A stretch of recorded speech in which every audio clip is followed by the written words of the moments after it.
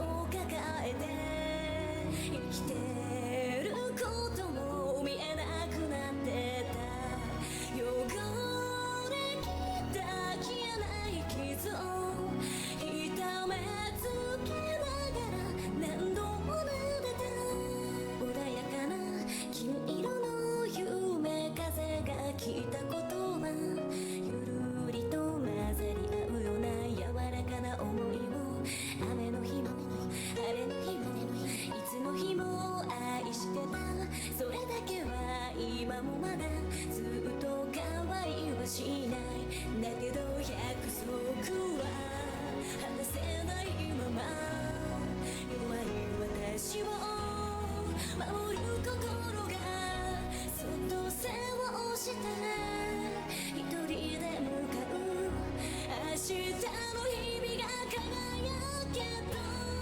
笑ったい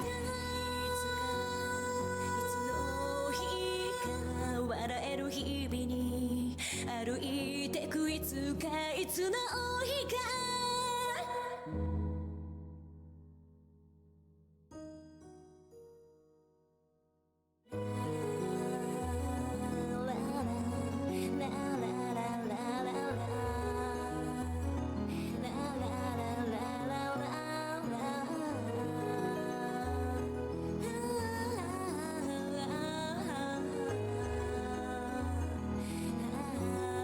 Alright, good afternoon.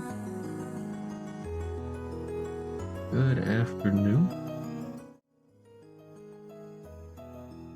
Doing some more Umineko today. Let's see. Yeah, I was not satisfied with the 3 hours we had. Was it on it was on Sunday, right? Yeah, that was on Sunday. So I felt the need to do some more.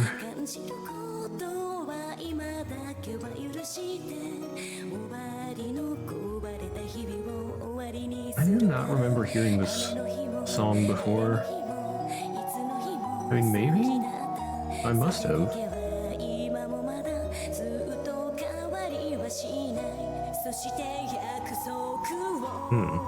This didn't leave a big impression on me. Promise.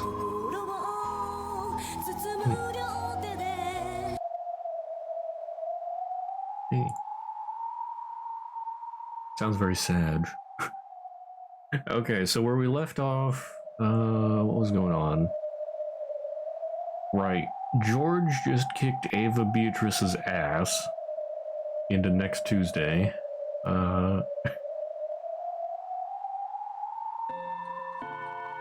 And then what else happened? I mean, I think that's where we left off. Was that all that happened? That just one really long scene? I forget.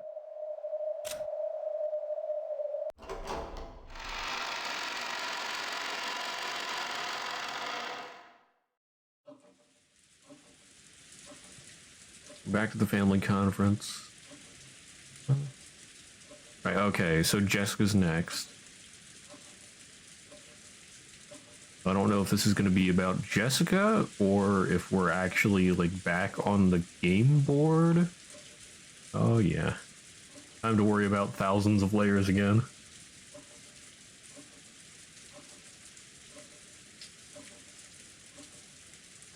As usual, this year's family conference was getting bogged down. Everyone had decided to cool their heads for a moment, and a short break had been agreed upon. The four siblings could say whatever they wanted, but Natsuhi and Kyrie, for example, were outsiders and found it difficult to speak freely in this sort of atmosphere. A conference where you aren't allowed to say what you want can be tiring, even as you sit there quietly. Even Kyrie couldn't help letting out a deep sigh.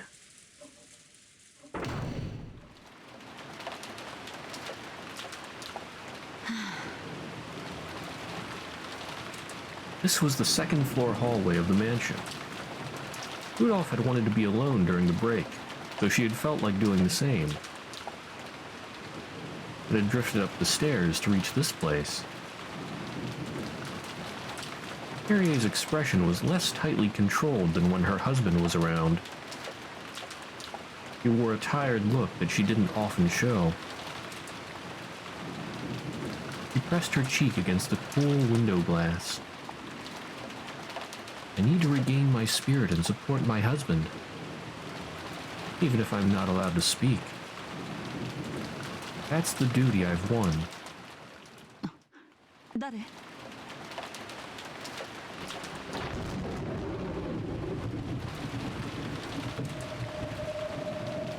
She suddenly sensed another person, turned around to look behind her, and saw Jessica standing at the other end of the hallway. Is Jessica gonna try and take down Kyrie?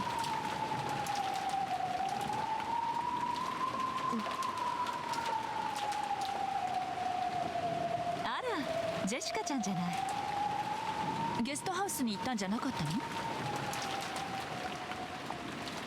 ちょっと本を取りに自分の部屋へ戻ってたんです。Acting real sus. そう。ゲストハウスに戻るところ？はい、そうです。嫌な雨ね。風はだいぶ強いのかしら。今は比較的弱いみたいです。As Kyrie looked out the window, Jessica watched her back, looking agitated. キリエおばさん、ごめんよ。運がなかったと思ってくれ。Why are you picking on Kyrie? Also, I feel like Kyrie won't go down as easily as you might think. I don't know. Or maybe she just picked the first person who she came across. I don't know. Yeah, like George went after Ava, and that made a fair amount of sense because he'd have to go against her with Shannon anyway. But it just seems really odd for Jessica to go after Kyrie. Like, what does Kyrie have to do with anything about this?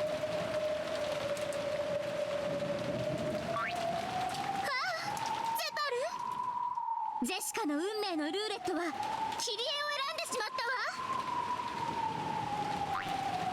わ。どうするんだいジェシカ。ルーレットはキリエを選んだけど、それを拒否して再びルーレットを回すのも君の勝手さ。 Okay, I guess it is random chance. Just like the first person she came across or whatnot. Or, well, since this is a magical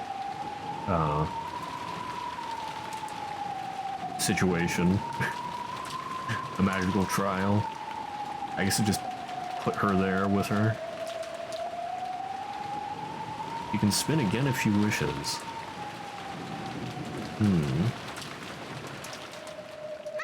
試練に捧げるのは誰の命でも問わないのだから。 Jessica wasn't like George. George had willingly chosen Ava to be his sacrifice, to signify his separation from his old life so that he could step into a new life married to Shannon. However, Jessica hadn't thought of any particular target, so she had left it up to the roulette of fate. That was no exaggeration. She had walked around at random, imposing a rule on herself that the first person she met would be chosen as her sacrifice. And so the roulette of fate had brought her to Kyrie.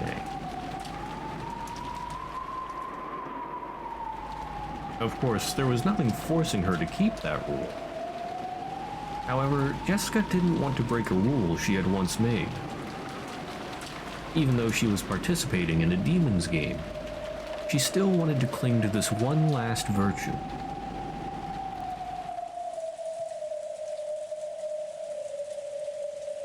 Right now, she could attack that unprotected back. But Jessica still wasn't able to fully resolve herself.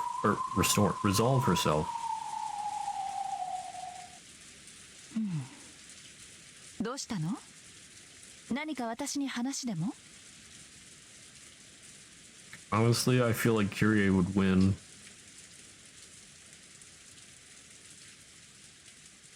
Noticing the strange distance Jessica was standing at, Kyrie turned around.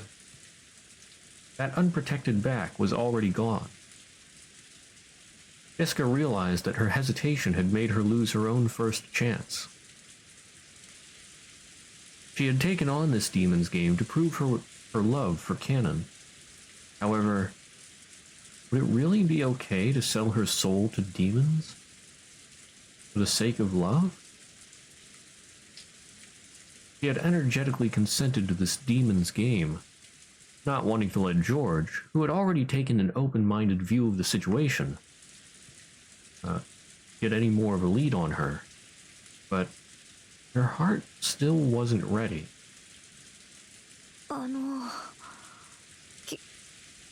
キリエおばさんにこんな質問まずいかな。何？ジェシカちゃんが私に質問なんて珍しいわね。答えられるものだといいんだけれど。実は私好きな人がいるんです。あら、そうなの？それは素敵ね。まさか恋の相談なの？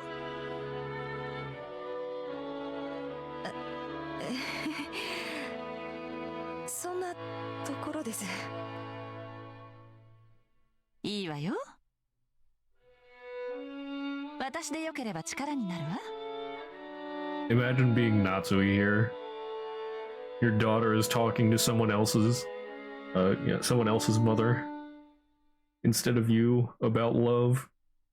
Oof. ありがとうございます。実はそれで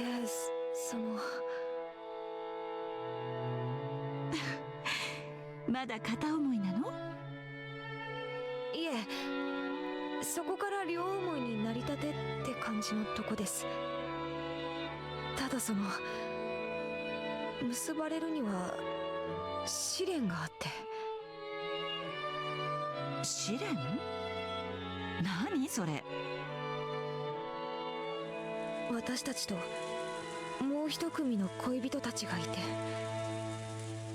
争わなくちゃならない。三角関係？ Ah, darn it. I thought she was done talking. それとも四角関係？複雑そうね。A love square? Interesting. それで？勝った方の恋人同士しか結ばれない。そういう複雑なことになってるんです。つまり嫌な話ね。相手を踏み台にしてしかどちらも成就できない恋なのね。はい。自分たちが結ばれれば相手が破綻します。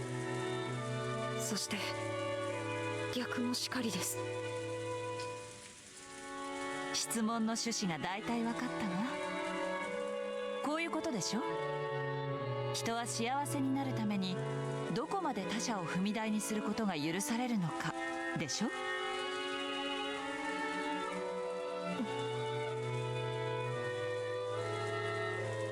Yes, Kyrie was very smart. She had already guessed the question that Jessica had wanted to ask most. 戦わなければ自動的に相手が勝ってジェシカちゃんたちは負けになる。しかし戦って勝てば相手を破綻させることになる。どちらも嫌な話ね。でも聞くまでもなく答えは決まっているわ。Yeah, just judging from past episodes, I can already tell Kiryu would be like, "Oh yeah, I would definitely just destroy them." はい。 Kiryu giggled. If she wasn't willing to stick to her love until the end, then that would show the limits of their relationship. If that were the case, he should just let the other pair of lovers win. However, if this was a love she couldn't abandon, she couldn't abandon her chances at victory either. So she had no other options than to fight. In the end, Jessica's hesitation was caused by guilt over forcing the others to split apart as the result of her inevitable decision. やっぱり私は甘えているでしょうか。そうね。甘えてるわ。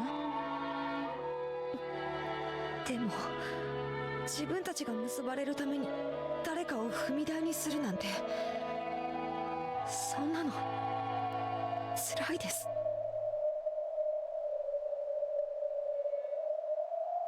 じゃあジェシカちゃんは恋のお相手を諦める？それは断言するわ。その方が辛いわよ。地獄を這うことになる。生涯ね。A hardness had entered Kyrie's gaze. 私は6歳だったから当時は何もわからなかったけれど。Yeah, because I mean, Kyrie had to fight Ayumu. 遺品の中にお母さんの手記があったわ。それは日記のようなものか。Been a while since we saw Featherine, or at least it feels like it. どちらかというと随想録ね。日記よりももっとアバウトなものよ。亡くなってすぐにそれを見つけて読んだけど、その意味を理解できるようになるには長い時間と私の成長を待たなければならなかったわ。なるほど。キリエの夫婦仲についての悩みが記されていたというのか。あれは完全にお母さんの呪い帳よね。 Yikes. その中身は6歳の私がずっと漠然と感じていた疑問を次々に表解させてくれたわ。 Yeah, up until this point, like the feeling that I've gotten from Ayumu was just a really nice mom. But, yeah. Or wait. Well, no, this was Kyrie's book, right? Or... Yeah.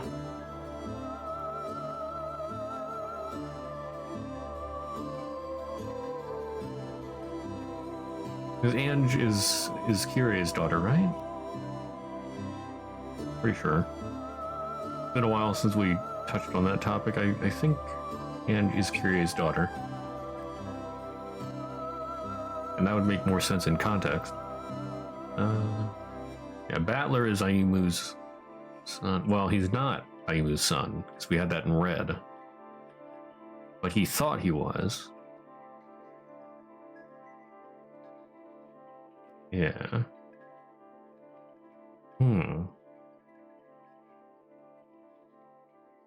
It makes me wonder a bit again about the relationship between Ayumu and Rudolph and Kyrie and, well, all three of them. Yeah.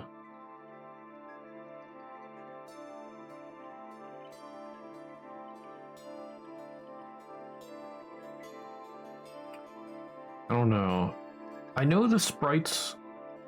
Somebody told me before the sprites had been updated for this version. Well, the PS3 version of Umineko. And I think the eye color was different than before. Thank you for your patronage. Hey there, Tavio. Thank you again for the subscription. Thank you very much. Always appreciated. 11 months. Man, almost a year. How you doing? And you got the special resubscription thing. Thank you for your patron.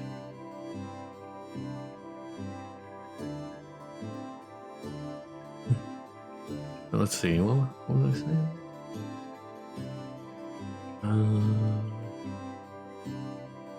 Very tired. Understandable.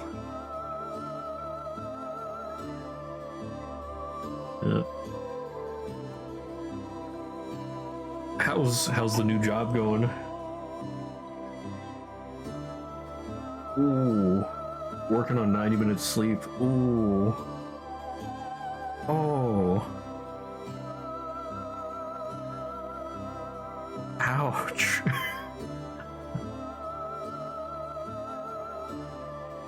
Just leaving work? Okay. But how's the job going overall? Like, it's been, how long has it been since you started working there? It's been over a month, right? Has it been 2 months yet? Not a very good judge of time. Although we already knew that, didn't we? Around 1.5 hours of sleep. Ooh.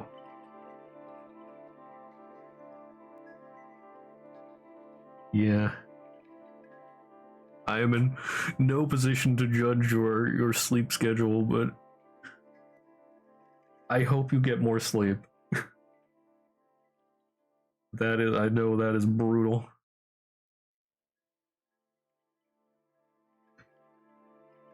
You know, I heard that like if you can only take a short nap or something, I heard that the best amount of time to take a short nap is like 23 minutes? I don't know how true that is, but I've taken a few short naps and that does seem to help like rest a little bit and keep me awake for a little while longer. I probably should not be encouraging that. I don't mean to encourage that. I just thought of that for some reason. It was part of episode 8 that you stubbornly watched someone play the whole stream over 7 hours. Oh, I know that feel. Yeah, occasionally it's like there will be some really interesting thing that I've never seen before, and it's just like, oh, it's 5 hours later. Why am I still awake? Started around 11 your time. Yeah. Dread this part, it will come. Oh boy. I don't doubt it. I do not doubt it.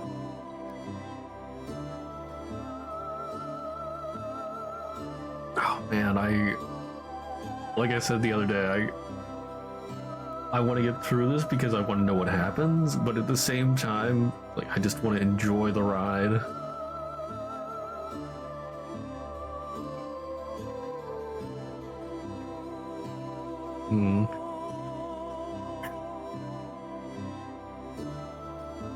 No, but what was I thinking of here? Versus, right, okay, so yeah. And read Kyrie's diary. A bad part is still have some errands to run before going home to die. Ooh. Well, stay safe.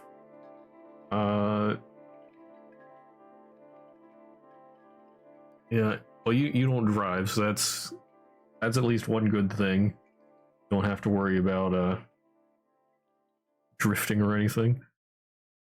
Oh, right. I was talking about eyes. Yeah. There we go. There, that wake you up a little bit? But yeah. So I forget who was telling me before about they changed the sprites a little for the PS3 version or something. And I mean, you're walking. Well, now you're even more awake.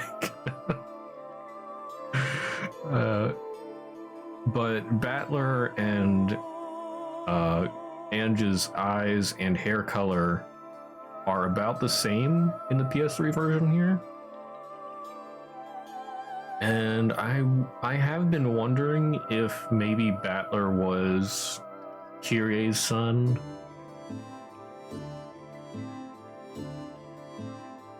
Because I mean, just genes would support that.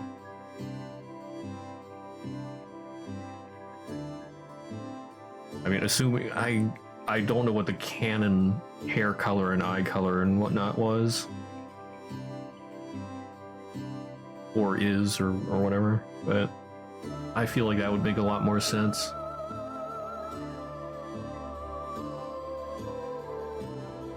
Yeah.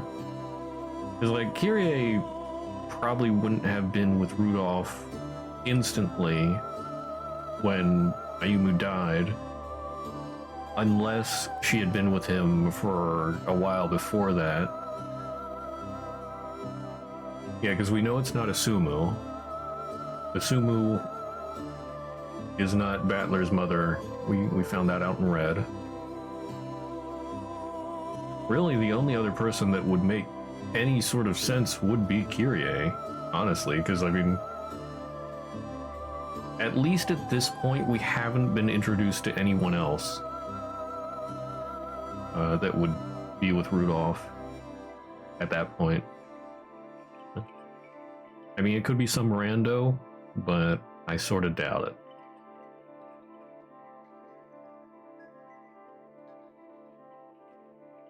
Like the crackpot theories, like not to be. Oh, it's true. I think I did have that. Oh yeah, because with the mysterious caller and whatnot, I think I did mention something like that before. That's true. I think that was a possibility. Could be. Or wait. Well, no, because Natsuhi was like adopting a child or something, or was supposed to adopt a child, but then she dropped it over a cliff along with the servant. So it wasn't actually her child. I mean, I guess it's possible that child could have been Battler, but it wouldn't have been Natsuhi's.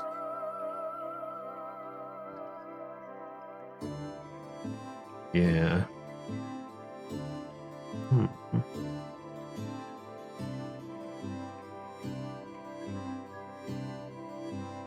And I gotta say, it's still, it is killing me. I really want to look up, like, what is Battler's sin, but I'm holding myself back. Because I think you or somebody else said that it had already been shown before, or talked about before, but I just cannot for the life of me remember it, and it's bugging me. It has been bugging me for weeks. Drive to the bank, time to get your new card, get alert. Okay. Good luck with getting a new card, hope everything goes smoothly. And I will get back to the story.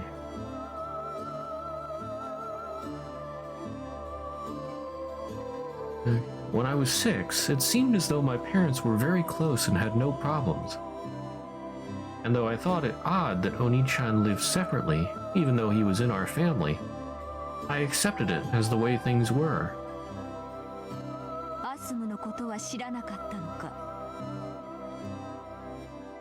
Oh, I kept saying Ayumu, didn't I? It's Asumu, not Ayumu. Ayaya.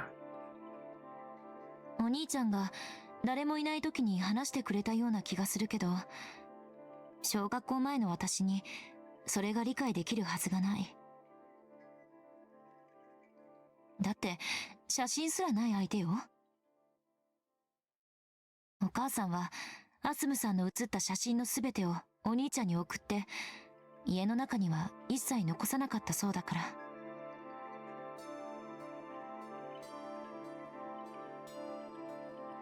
To Ange and Battler, who only rarely came home, Kyrie's smile never faltered.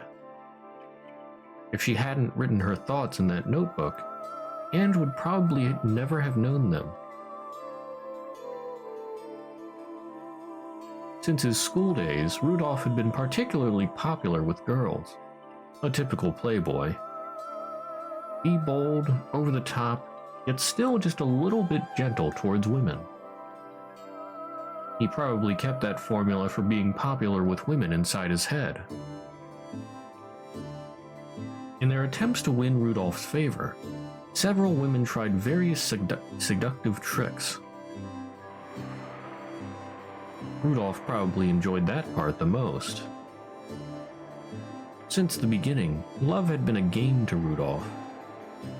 He never thought of it as a trial and error process to find a single life partner.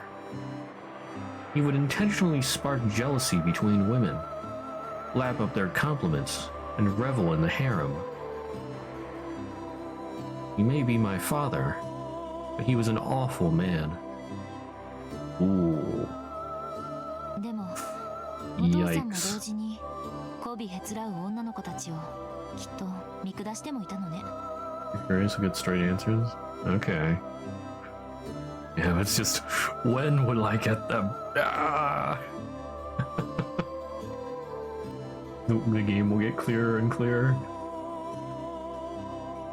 And I hope so, because right now it's getting murkier and murkier.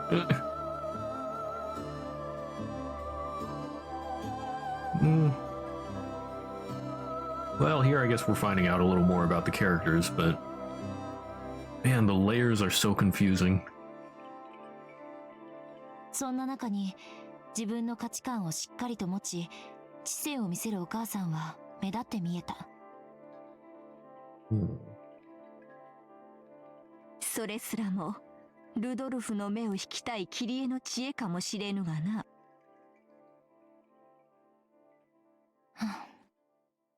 かもね。お母さんはいろいろな意味で頭が良かったから。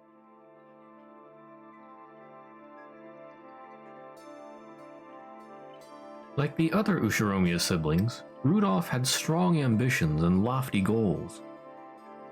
Under the motto of, if you can pull it off, you're golden, and as long as no one finds out, he would alternate between setting up businesses that were borderline swindles or illegal, then running away.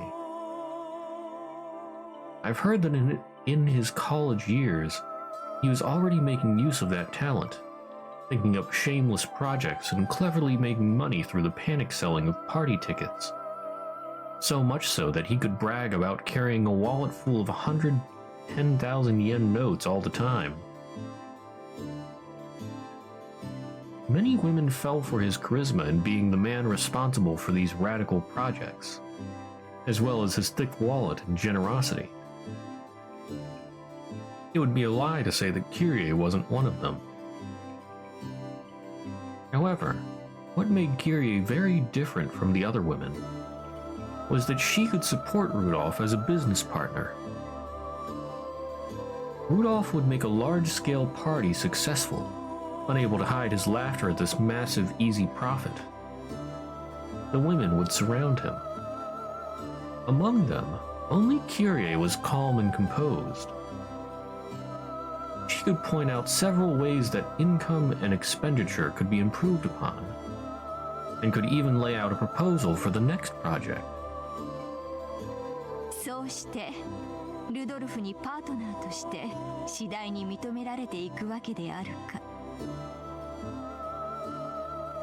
男子厨房に入るべからずっていうように、女もまた財布に入るべからずって空気はあるわよね。女はおごられて当たり前。男の出す1万円札をどうやって捻出しているかは野暮だから聞かない、知らない、興味もない。キリエは金に対する価値観が男性的であったということだ。Rudolph noticed a true treasure in this part of Kyrie. He knew exactly how much hard work it took just to get one of those 10,000 yen notes. So somewhere inside him, he had looked down upon those extravagant women who never even considered the efforts he had undertaken. Of all of them, only Kyrie had possessed the same sharp financial intuition as Rudolph. Every time he thought of a new plan, he would talk to Kyrie about it, work out the kinks, and make it succeed. In this way, Kyrie steadily worked her way up until she was the number one of Rudolph's large group of followers. でもお母さんだって女。他の女たちにちやほやされてるお父さんを見て心が安らいでたかどうかは疑わしい。ナンバーワンよりオンリーワンの方が良いというもの。そういうこと。お母さんはお父さんの右腕として活躍しながらも、その陰では狡猾に他の女性を切り離していったわ。お母さんの恋の成就はもはや時間の問題だった。アスムはいつからいたのか。ルドルフさんの取り巻きの一人よ。いいえ、取り巻いてさえいなかったわ。ただのファンの一人だったわ。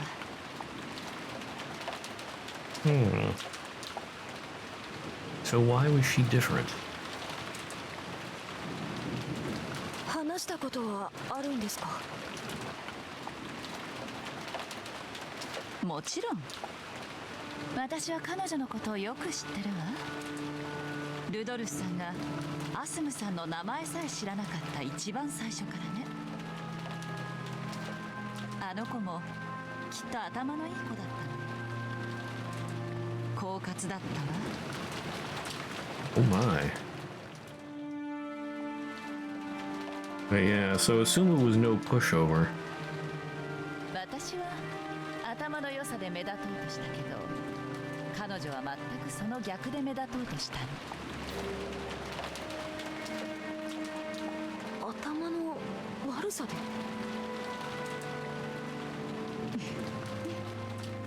肥後欲のかきたて方がうまいって意味よ。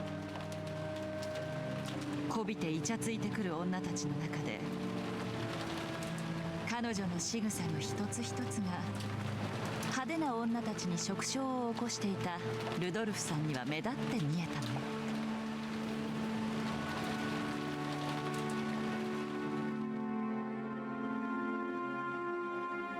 Kyrie still acknowledges the mistakes she made in letting Asumu and Rudolph get too close.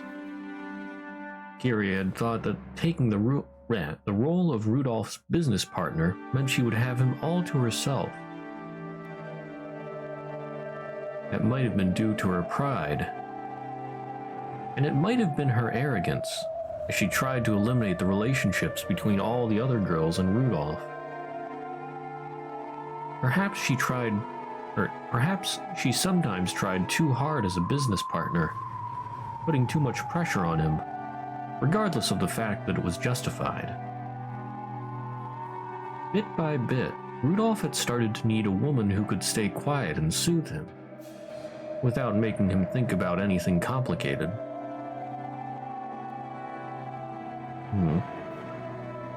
You know, Rudolph is still a scumbag, but that does make sense. Like,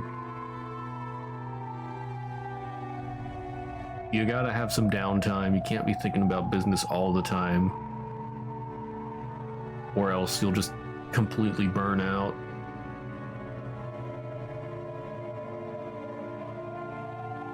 Well, if Kyrie could have done that,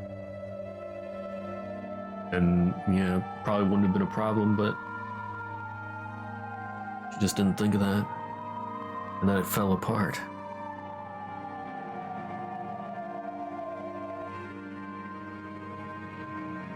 That woman was a sumo. 私は冷酷で知的、合理的で経済的。カルネアデスの船板のような状況があったら躊躇なく相手を蹴落とすわ。 In a what now? Plank of Carniades. Push the other person off the plank without hesitation. Just from the context, I'm imagining that it's like if two people are on a plank floating in the ocean, only one person can survive with the buoyancy or whatever of one plank. So only one person can, well, somebody has to leave the plank, something like that.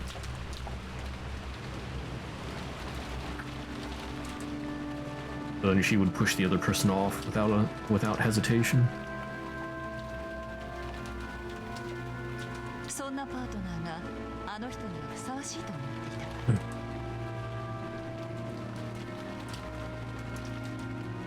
た。However, though that ruthlessness had made her reliable on the business side of things, it might have disturbed Rudolph deeply outside of business.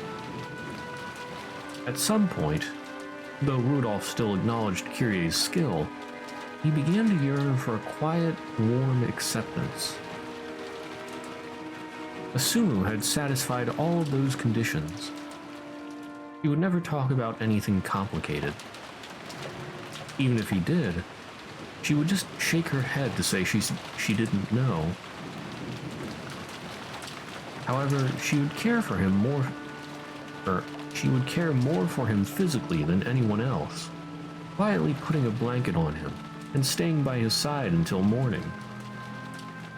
確かに私はビジネスのパートナーの座を手に入れた。しかしいつしかルドルフさんには心を癒してくれるメンタルのパートナーが必要になってい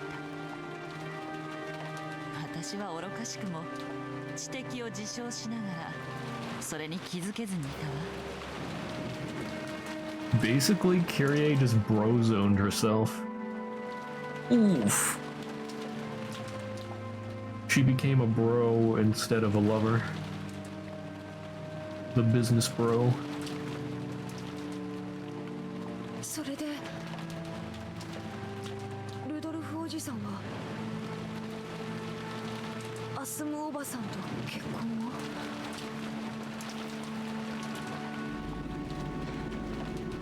ええ、そうよ。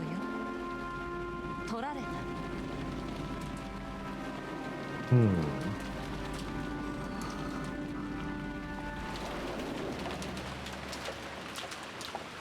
たくさんの女をはべらしていたもの。今さらどこの女と遊んだって情を移すような人じゃない。それにあの人にとって女なんて遊びでしかなかったもの。だからこそ私は体以外を武器に自分の存在を示していた。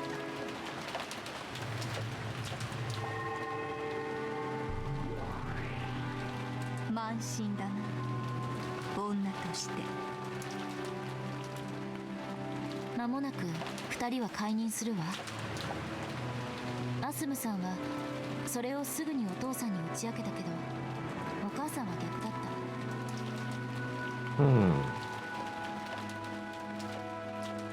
身重になることがビジネスパートナーの座を揺るがすことになりかねないと恐れたのだな。当時のお母さんは食が細くて体調不良とか当たり前だったみたいだから、解任に気づくのも随分遅れた。気づいたのはアスムさんとお父さんが電撃入籍をしてからよ。お母さんはその後に妊娠を知ってアスムさんやお父さんを揺さぶろうと随分暗躍したみたいだけど。アスムさん、あんなにぼんやりしてそうなのね。ルドルフさんを加え込んだら話はしない。だから何ですか、どうぞお引き取りくださいですってよ。バス一つ乗るにも怖い怖いと縮こまってたあの小娘がね。あの時悟ったわ。本当に狡猾だったのは彼女だったってね。そうよ、乗り物恐怖症だってルドルフさんの気を引くための嘘だった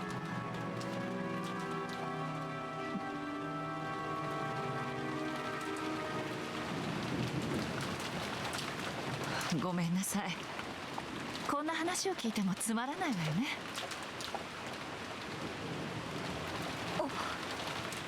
いえ。せめて私の産む子だけでも認知させたかったわ。ルドルフさんもそのつもりはあったみたい。病院もきっちり手配してくれたし、アスムさんの出産が近づいても海外しく私のところにも来てくれてたっけ。もはや向こうが本当の奥さんなのにね。ひどい人だわ、ほんと。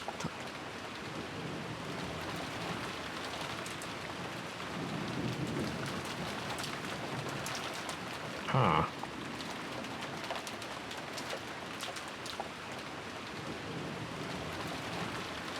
Man, I don't know what to think of this situation. Like, it doesn't sound like they were giving birth at the same time or anything, so I guess he had time to come see Kyrie? Jessica's like, okay, trauma dump, this is fine, yeah. I mean,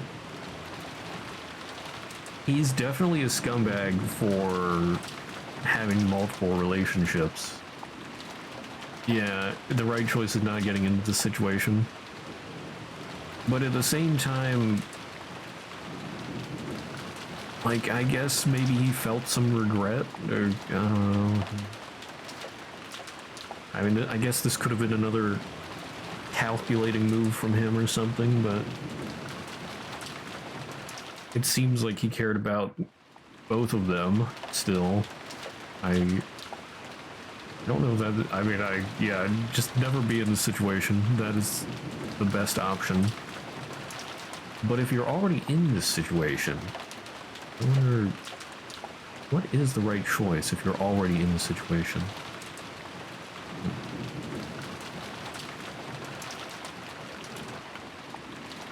Maybe there is no right choice in this situation. Everything's a mess. Yeah. Yeah, just never get into that situation. That is the best option you could take.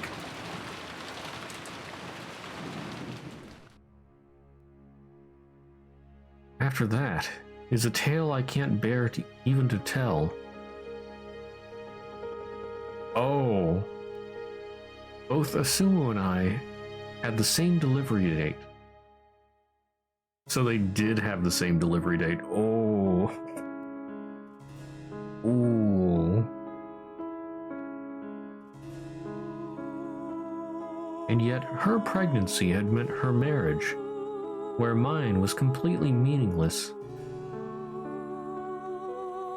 I swore to bring up my child well and have Rudolf-san acknowledge it. The fight between Asumu-san and me ended with my loss. However, I wasn't down for the count. Okay, so here's my guess. Here's my crackpot theory for the day. Assuming there will only be one. Battler and... Okay, so assuming Battler is Kyrie's son. Maybe they got switched at birth. And then I wonder if Kyrie I mean, I wonder if Kyrie did it intentionally, perhaps? Or, and then maybe, perhaps that was the child sent to Natsuhi?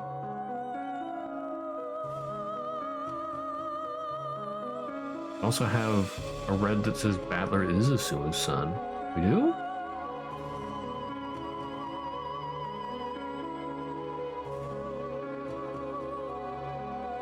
I mean, I guess that could be in the way that, like, even if they're not blood related, he's still her son. Watch too much soap drama. Yeah, they're great 35p. Yeah, I come up with some crackpot theories from time to time.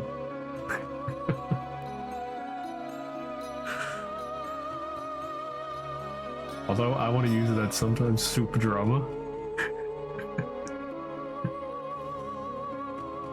I gotta remember that one.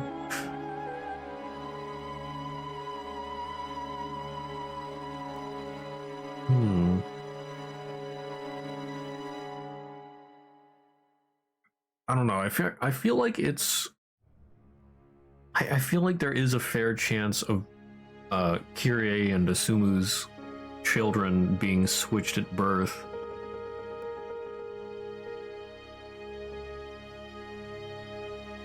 However, I don't know. The part about the switched child being sent to Natsuhi, that's a little less likely. I don't know.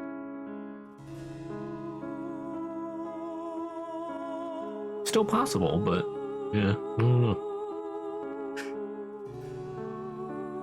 Anyway, if I could make my child excel far more than Asumu-san's, if I could make it fully acknowledged by Rudolph-san, I would be rewarded.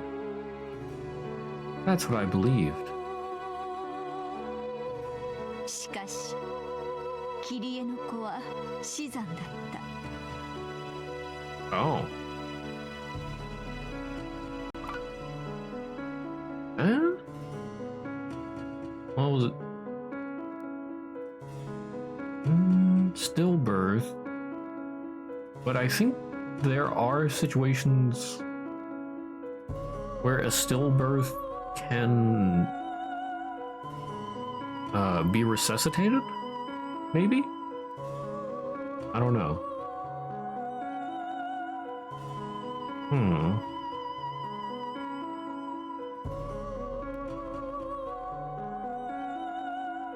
I'm thinking too much, maybe. ええ、アスムさんにはお兄ちゃんが生まれた。しかしお母さんからは誰も。お母さんのせめて第二夫人の座に残りたいという最後の希望は絶たれた。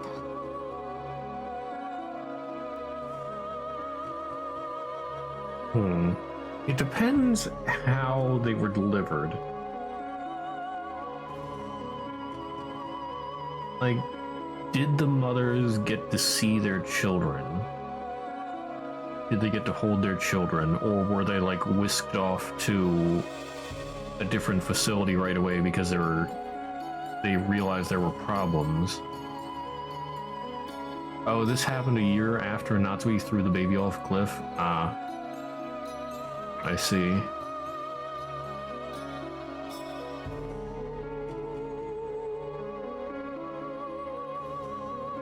But yeah, with Battler not being Asumu's son, assuming blood related, because that's the only way that would make sense, then I'm thinking there's got to be some switching shenanigans here. Yeah, it can't be they weren't able to be the one that Natsui threw off a cliff in that case, but I'm still a firm believer Battler has got to be Kyrie's son.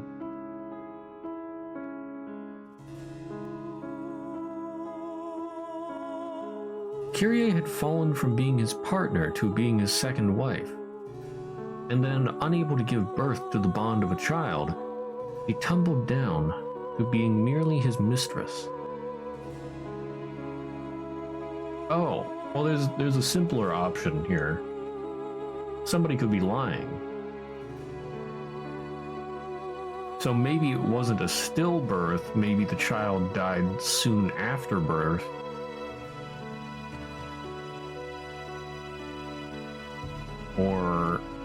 Or maybe it was a stillbirth and they decided to switch the child anyway. Like maybe everybody knew. Could have been that Battler was adopted so that no one would be the wiser.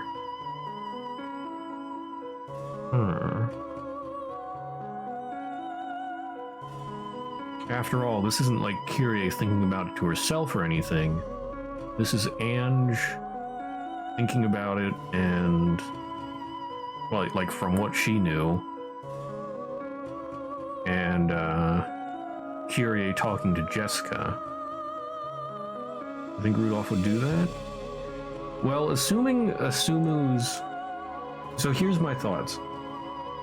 Some of this could be lies. I think this is the most likely situation. Some of it could be lies. Maybe Asumu's son was the stillbirth, or died soon after birth. And then, instead of Rudolph and Asumu not having a child, and Kyrie being a single mother, maybe Kyrie decided that it would be better for her son to like be Asumu and Rudolph's child instead of hers. Like better future for the child, less strain on her, and like maybe Asumu and Rudolph would like the same. Because I'm sure Asumu would be distraught about the loss of her child, and Rudolph would want to care for the child, or for a child. And due to family shenanigans, it would probably be hard, or well, family shenanigans and maybe a sense of guilt. It would be hard for Rudolph to just divorce Asumu. Well, and I'm sure emotions played a part other than guilt. I think he did probably care about Asumu a lot. Yeah, they couldn't just divorce and he couldn't just marry Kyrie then or anything, so... That... I don't know, I'm thinking that sounds like a... reasonable opinion, or a reasonable theory.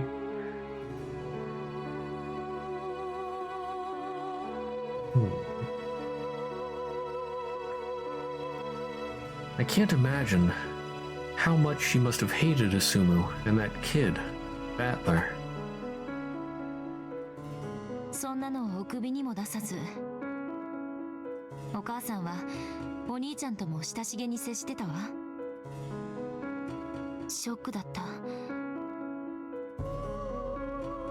あの優しいお母さんがお兄ちゃんにそんな負の感情を持っていて、それを隠しおおせてたなんて。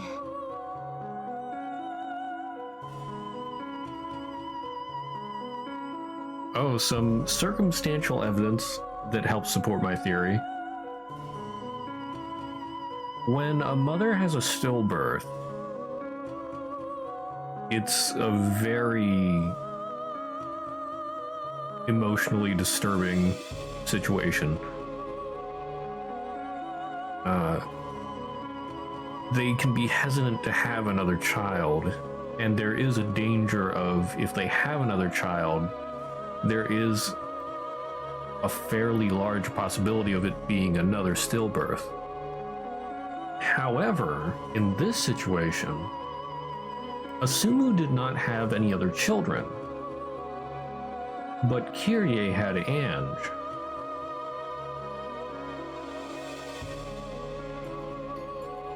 so. I feel like the lack of additional children on Asumu's side, but not on Kiria's side,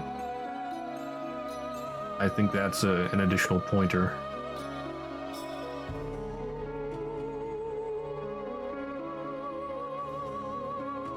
憎かったであろうな、バトラーが。でしょうね。もし死産がアスムさんで、お母さんの方がお兄ちゃんを出産していたなら、何か歴史は変わっていたかもしれない。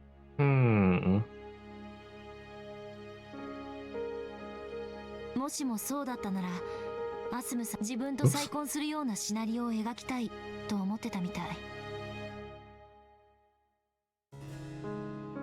Yeah. But would it be that easy? それも随想録にか。ええ。だからこそそれは随想、妄想。Just a random thought? A delusion? Was it though?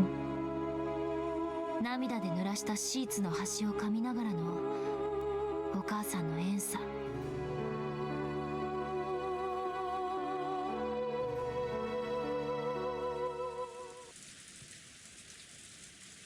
後悔は一点だけ。解任ですか。違う違う、私のおごりだけよ。ルドルフさんはもう私のものだから絶対安全。あんなアスムなんていう小娘に負けるわけがない。彼女がバスや飛行機でギャーギャーわめくとき、私はその手配と経費を適正に処理できた。だから私は一番ルドルフさんに信頼されているとおごり高ぶっていた。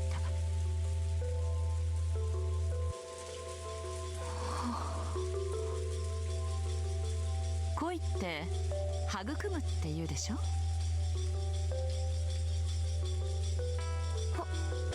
はい。間違ってないわ。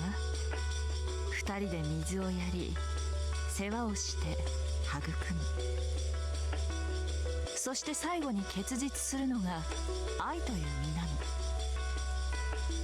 知ってる？結実して終わりじゃないのよ。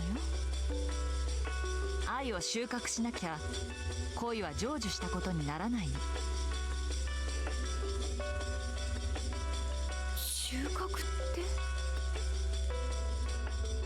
それはジェシカちゃんが考えなさい。実らせても収穫しなきゃ傷んで腐ることもある。虫がたかることだってもちろんある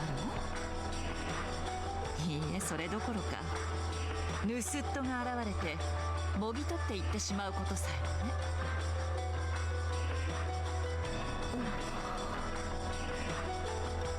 ジェシカちゃんたち若い子の恋愛観は育むところで終わってる。それは甘いわ。愛を収穫しなきゃ恋は報われない。愛を収穫。それは一見愛し合う二人きりだけの問題に見えて、そんなことはないのよ。だからいつ収穫しても自由なんていう先延ばしは盗っ人に機会を与えるだけ。苦労して育てた実が翌朝にもぎ取られてなくなっていたわ。昨日のうちに面倒くさがらずに収穫しておけばよかったと後悔するはずよ。辛いわよ、その後悔。地獄を這うわよ。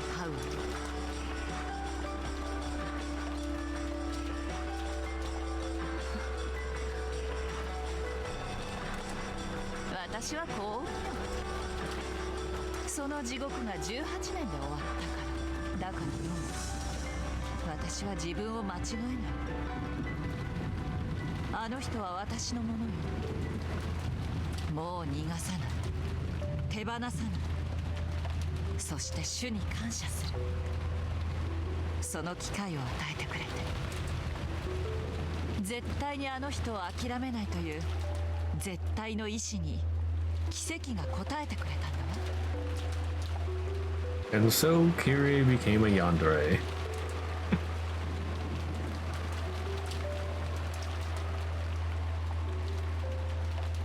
By now, Jessica was speechless and didn't even urge Kyrie to continue. This true form of love that Kyrie was telling her about was far, far more harsh than anything she had imagined. 今の私はルドルフさんを私のところにつなぎ止めるためなら何でもするわ。そしてルドルフさんの敵には一切容赦しない。あの人が望むならば私は人殺しさえも躊躇しないかもしれない。 Oh boy, murder! Oh. 18年目にしてようやくその決意を持ったからこそ、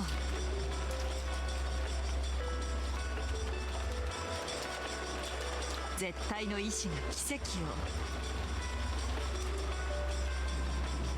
私にもたらしてくれたんだ。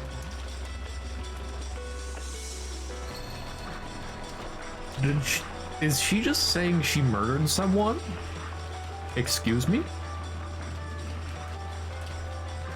奇跡はね、それを自ら成し遂げられる者のところにしか現れない。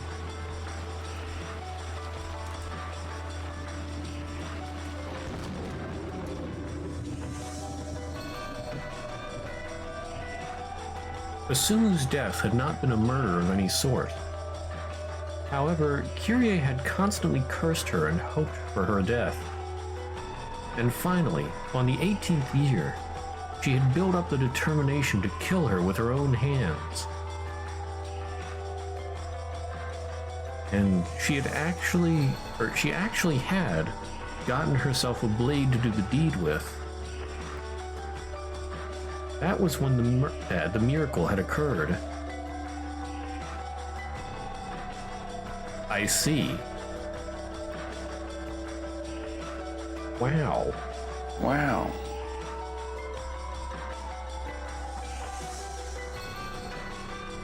アスミおばさんが亡くなったことが奇跡。違うわ。そんなの全然奇跡じゃない。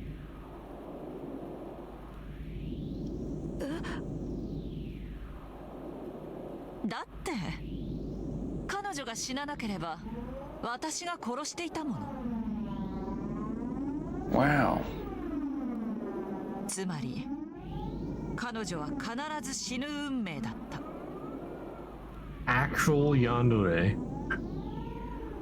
奇跡なのは彼女が死んだにもかかわらず私が自らの手を汚さずに済んだ。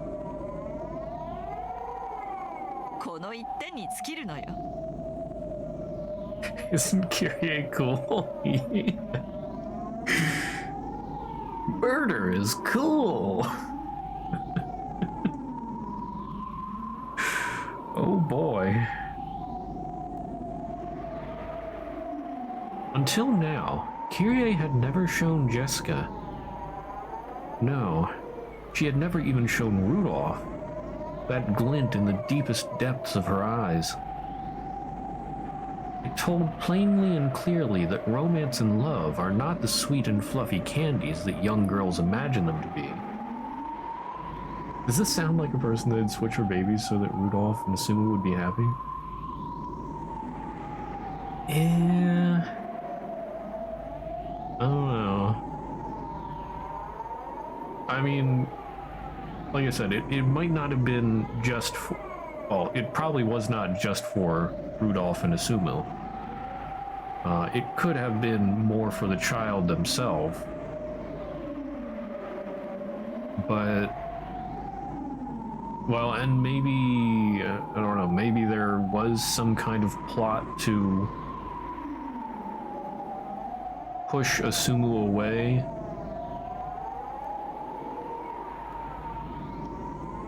Once she gave her child to them. Murder is cool as long as you don't commit it.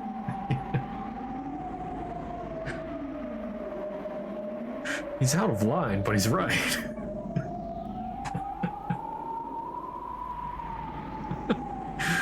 Oh my.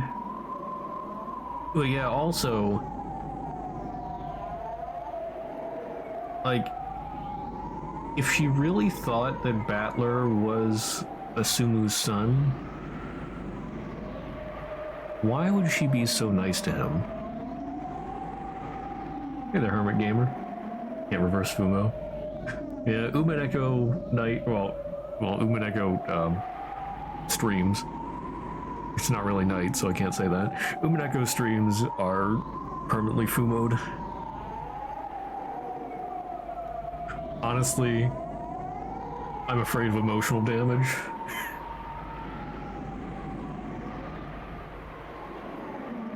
I will start crying. Don't test me. Give you back your agency. No. This is a monarchy.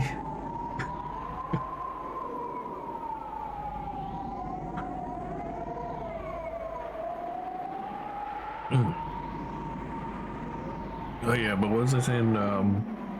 Yeah, it's not... Like, Kyrie seems like the kind of person to absolutely hate anything to do with Asumu. She got rid of the pictures of Asumu that were in their house. She just absolutely hates Asumu herself. But she seems to really like and care for Battler. Tyranny or dictatorship? I love democracy.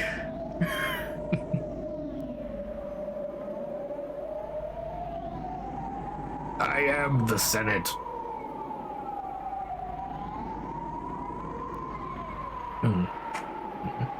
Jessica was overwhelmed by that pressure and stunned silent. And she had to acknowledge it. This was the power of will that could make love be realized. With the force of this willpower, Kyrie had supported Rudolph as a wife. And it was the same as George. Said it is an adult thing to do when she's nice to Battler.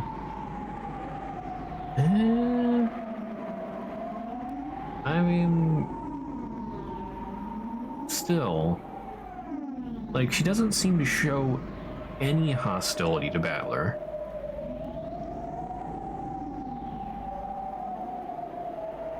And I haven't even been able to see any hidden hostility. I mean, it's still possible, but there's too much going on with the secret of Battler's birth and all that I still think it's fairly likely that somehow Battler and Asumu's child were switched at birth. I don't know who did it, but I think it is very likely. Episode 3, when she fought the sister.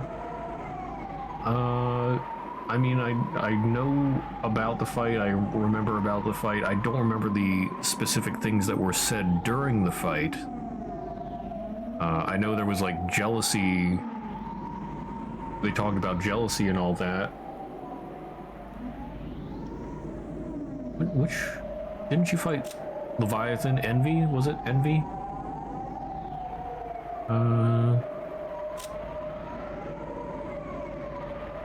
Yeah, Leviathan, Envy. More of a selfish crybaby. Crybaby? Crybaby.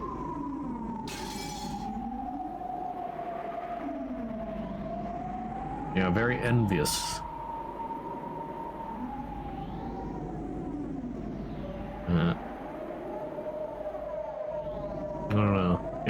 rabbits arrived, yeah.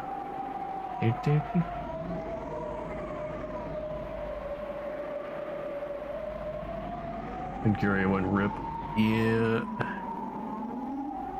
Rip in peace. Rip in pieces. They were cool for a little bit, and then black.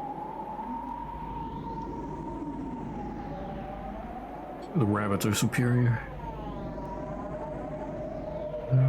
Curia and Sport real same as George's. Same as George's. Concern. He had already developed and proven that he had the willpower to oppose all obstacles to love between different classes. Right now, Jessica could clearly understand. This was the magnitude of George's determination, which had allowed him to coldly carry out his part of the trial. Then, what about her? Did she really have the resolve to make her love with Cannon bear fruit? And then to harvest that fruit?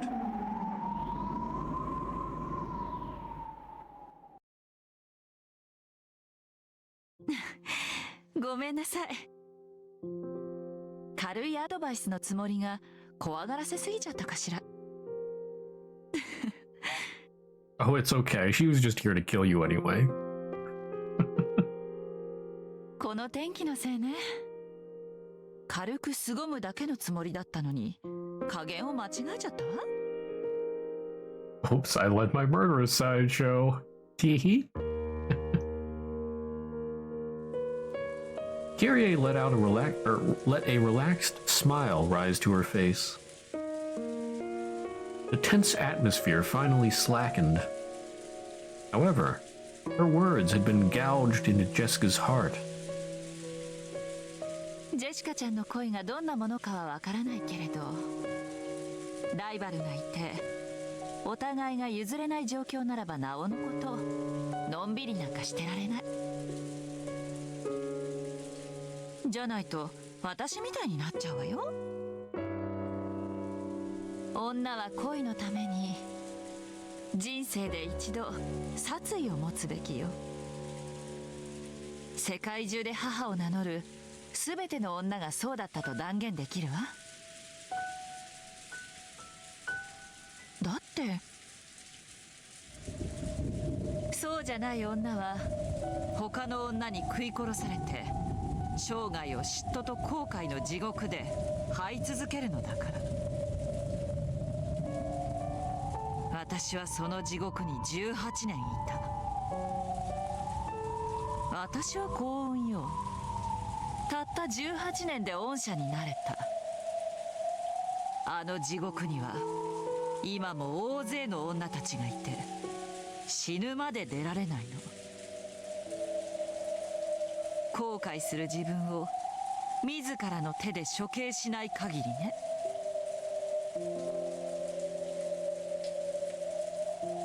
I think I came up with a pretty apt stream title again. All's fair in love and war.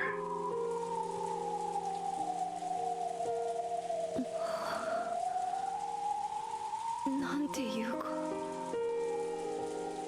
言葉もないです。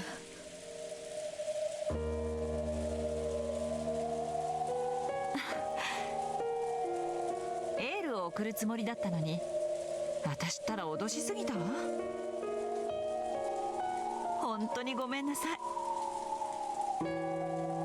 恋愛なんてもっともっと気楽でいいのよ。恋愛なんて本当に火遊び。誰でも簡単に気軽に遊べちゃう。そして間違えて大やけどした時その傷が生涯残るんだけどね。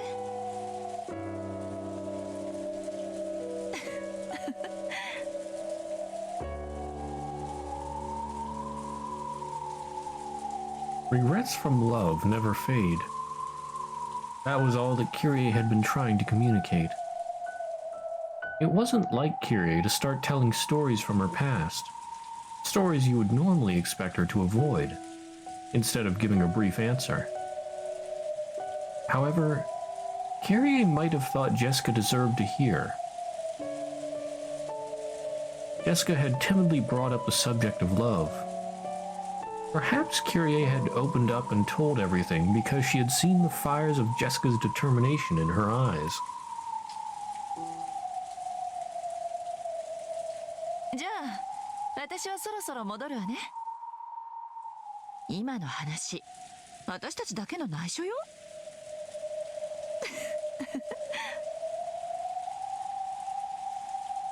With a mysterious smile on her face, Kyrie turned around. 脅しすぎちゃったかしら。でも脅されて知る地獄の方が100倍いい。そこに落ちた時はもう手遅れなのだから。頑張ってね、ジェシカちゃん。ややこしそうな恋だけど負けないでね。たまには人生の先輩らしく振る舞えたかしら。ん？何？ジェシカちゃん。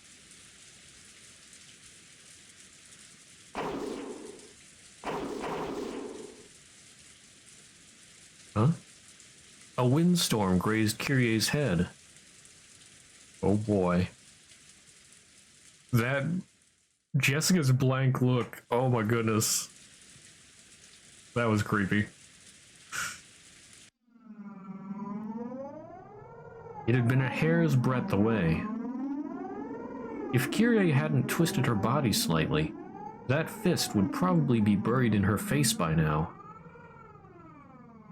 A bitter smile rose to Jessica's face when she saw that her first strike had failed to land a kill. 言っとくけど、卑怯者だから不意打ちをしたわけじゃねえんだぜ。わけのわからないうちに一撃で、痛みさえ理解できないうちに終わらせようとしたのに。言ったでしょ？嫉妬の地獄で生きてきたって。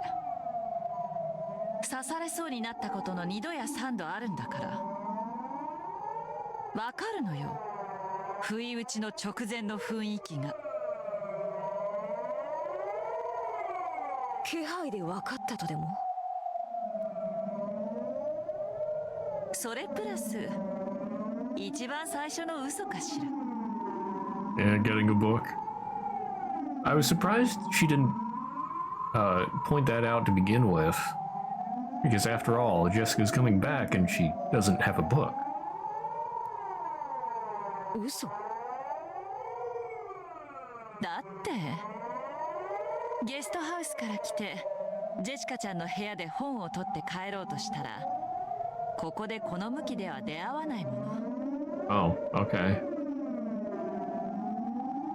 あなたがその嘘をつく必要性についてチェス盤理論で想定した7つのケースの中で Are we spinning? 最悪のものがこれだったわ。Telling a hasty lie to Kyrie would only put her on her guard. Oh boy, here we go. If Jessica hadn't told that lie, her surprise attack would have succeeded. やるね。さすがキリエおばさんだぜ。どうして？あなたは最初から私を殺すつもりだったの？誰でもよかった。最悪だわ。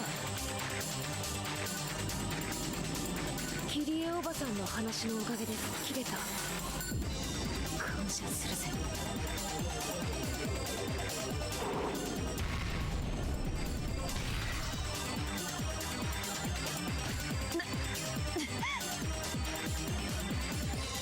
Kyrie dodged the punch, placed her hand against that fist, and slammed it against the wall. Normally, Jessica would have hurt her hand on the wall and rolled around clutching at it in pain. However, Jessica's fist had left what looked like a meter-wide crater in the wall. Instead of wearing a look of anguish, Jessica clicked her tongue in irritation at having missed. That is one creepy face. すごいわね。さすがクラウス兄さんの子だわ。ボクシングでも始めたの？ Impossible. Jessica is bare-handed. She isn't holding any sort of weapon at all. 抵抗しないで、おばさん。頭一発。痛みなんか感じさせない。 She's motivated. Kyrie tried to look confident, but she couldn't hide her confusion at this unreal destructive force. If that punch had hit, her head probably would have been split open like Jessica had said, killing her without any pain. 行くぜ。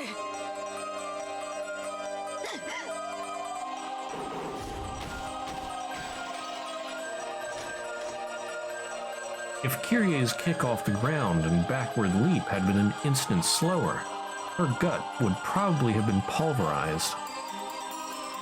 Though she had avoided it by a hair, Jessica's left body blow was followed by a terrible burst of wind, like an explosion, which blew Kyrie back. これは夢。私寝ぼけてる。わけがわからない。 This Jessica looked like the normal Jessica, but something was different. It wasn't human, and common sense didn't apply to it. This had to be some kind of nightmare. Kyrie slowly stood up. Then she looked at Jessica, noticed the several meters between them, and realized just how far that blast of wind had sent her flying. 恨んでくれていいぜ。でも私もキリエおばさんの言うように弾けないんだ。私も自分の声中途半端には終わらせられねえんだ。あなたは何を言ってるの？ねえ、何を言ってるの？何なのよ、これは一体。誰か教えて！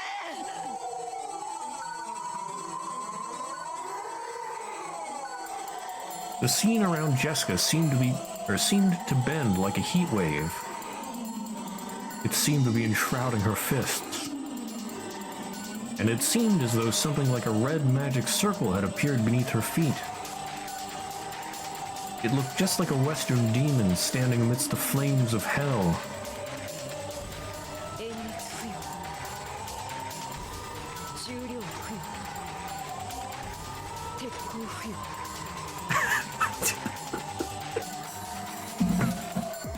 I'm sorry, I can't.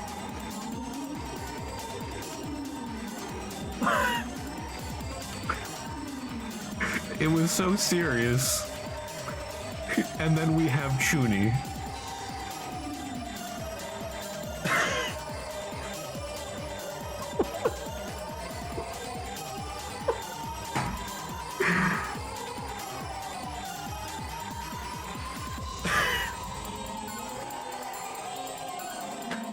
Oh my goodness, she's going Super Saiyan!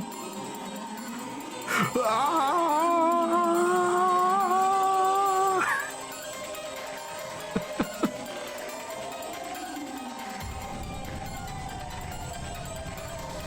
Each time Jessica muttered, her fists were surrounded by a pulsating, sinister red light.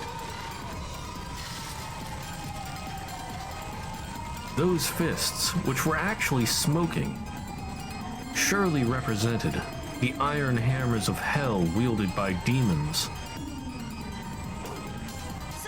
さよなら。これは悪夢なのよ。 Kyrie dashed away with lightning speed. Yes, right now that was her best option.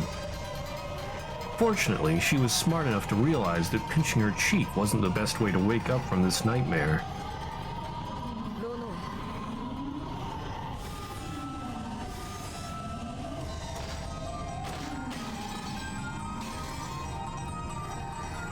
When Jessica muttered once more, a blood-red magical barrier cut across the corridor. Kyrie slammed into it hard and realized that her path to escape had been cut off.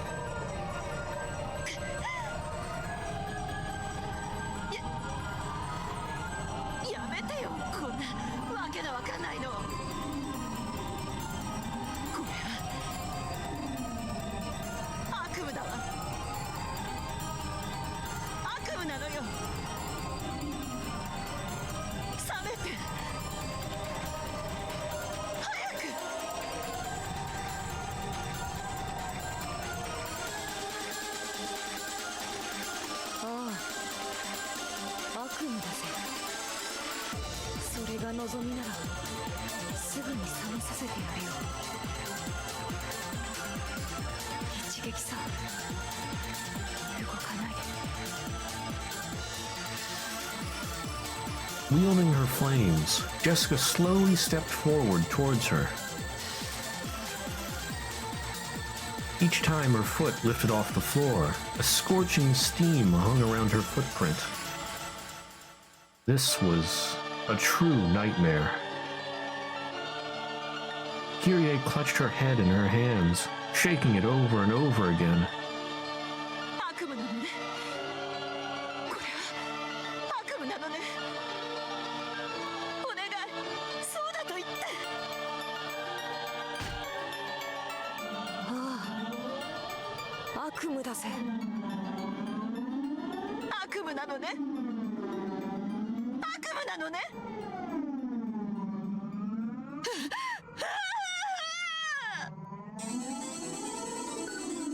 私が認めてやるぜ。これが悪夢さ。認めるわ。これは悪夢だと認める。だから探してやるぜ。一撃でな。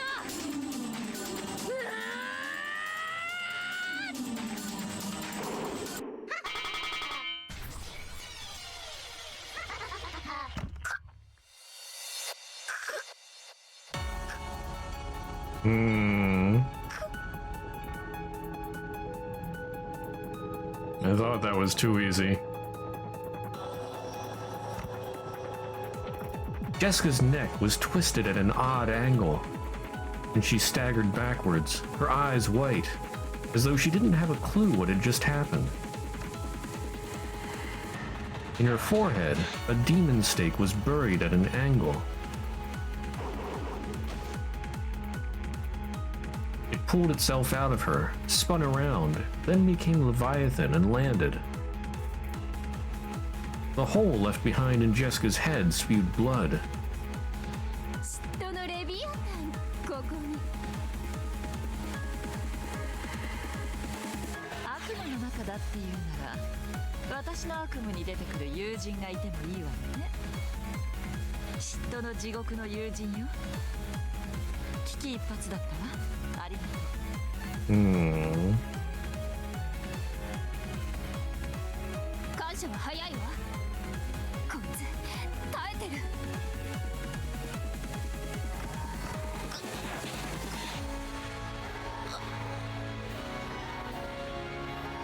Even though she had taken a deep gouge to the top of the head, Jessica just stood there, convulsing and wide-eyed, and didn't fall over.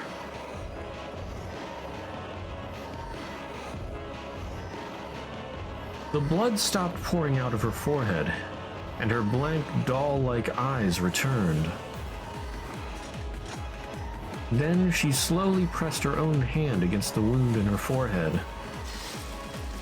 There was a sizzle, as though she had pressed a hot iron against it. It was easy to tell that she was doing this to seal up the wound. If Kyrie didn't escape now, there would never be another chance.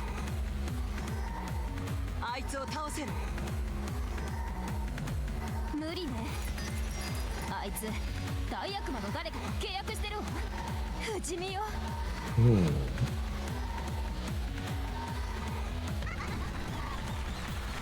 それは愛ゆえに、だから不死身なのさ。愛よ偉大なる。我らの祝福する者に不死身あれ。この赤い魔法の壁は破れる。ロノエ様も大悪魔。私じゃ無理よ。Whoops. 窓から逃げられる？窓もとっくにロノエ様の結界で塞がれてるわ。すごいわね。恋のために悪魔に魂を売ったわけかしら。よくもあんな大悪魔たちとこんなにも契約が。妬ましい。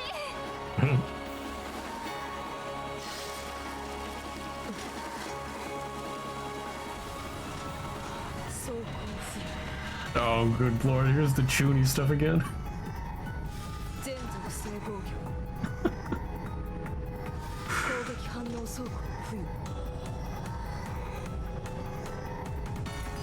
In response to these words, this time her entire body pulsated with a red light. She had upgraded herself with a defensive power that would prevent Leviathan's attacks from working again. あいつ何を言ってる？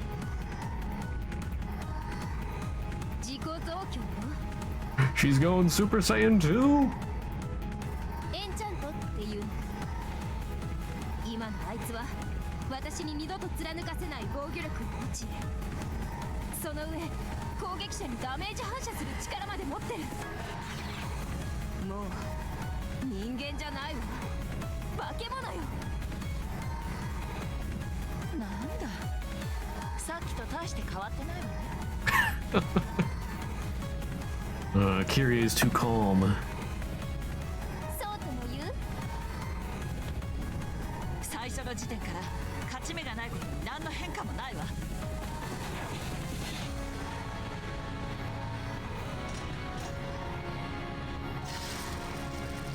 かった。でも効かない。 Jessica slowly lifted the hand that had been covering her forehead. There was no longer any hole there. The hall was cut off by barriers on both sides, and even the windows were sealed. There was no way out. You know, Kyrie had mentioned that she was just like her father, and I find that to be quite apt, thinking about how Kraus fought that one goat with the power scaling and all that. And then she has her Chuny upgrades. そこの部屋の扉封印されてる。ただの正常だわ。でもただの部屋よ。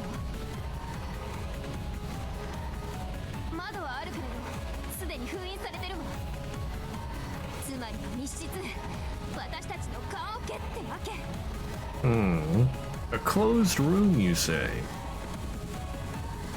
棺桶上等だわ。鍵を開けて。妬ましいわ。あんたにしか開けられないなって。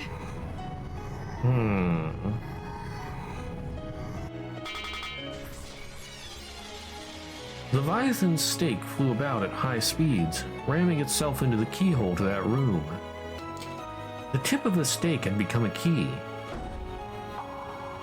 As soon as it was unlocked, the door flew open. Both of them fell into the room and quickly locked it. This was probably Kraus's study. Its soothing furnishings brought about a sense of nobility that Kraus would probably like. 正常なんかしてもあいつは扉を一撃で打ち砕けるわ。キリエは自分で自分の棺桶の蓋を閉じただけよ。でもね、棺桶の中で私たちにとどめを食らわせたかったら蓋を開けなければならない。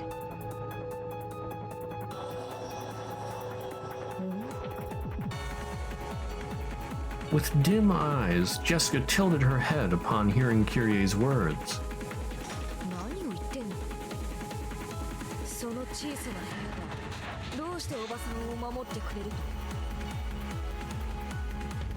確かにこの部屋は密室だわ。私たちの退路はない。でもね、あなただってこの部屋には侵入できないの。それが密室というもの。Oh. 何を言っている。そんなちっぽけな部屋のこんなちっぽけな扉一枚でどうして私から逃れたつもり。 Jessica wearily looked between her own burning fists and the door, with a confused expression on her face. Then, slowly, she sent that pulsating red light to her fists. She repeatedly enchanted her fists to give them the destructive power for the killing blow. こんな扉粉々にしてやる。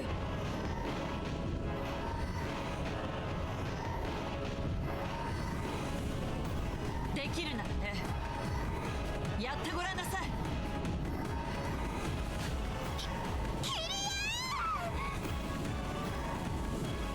After sealing the door and calmly saying those words, Kyrie placed a single index finger on the door. Jessica slowly raised her fire-wreathed demon's fists. さよならキリエおばさん。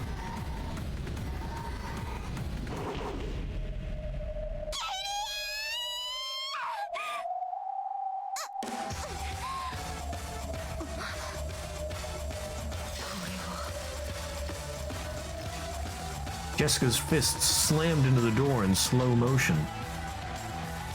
It was like the decisive scene in a movie was being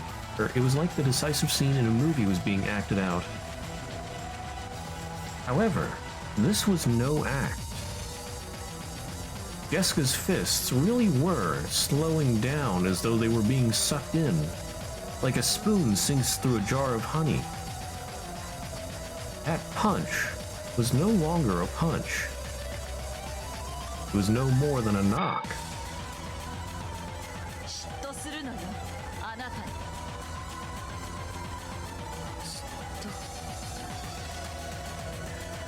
私は恋に対する甘えと傲慢から18年嫉妬の地獄を張っ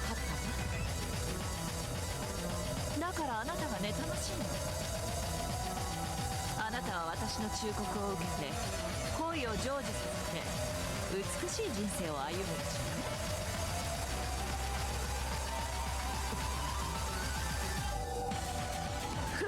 ああ、妬ましいわ。女の一番美しい時間をあなたは私よりも18年も長く過ごせる。ああ、妬ましい。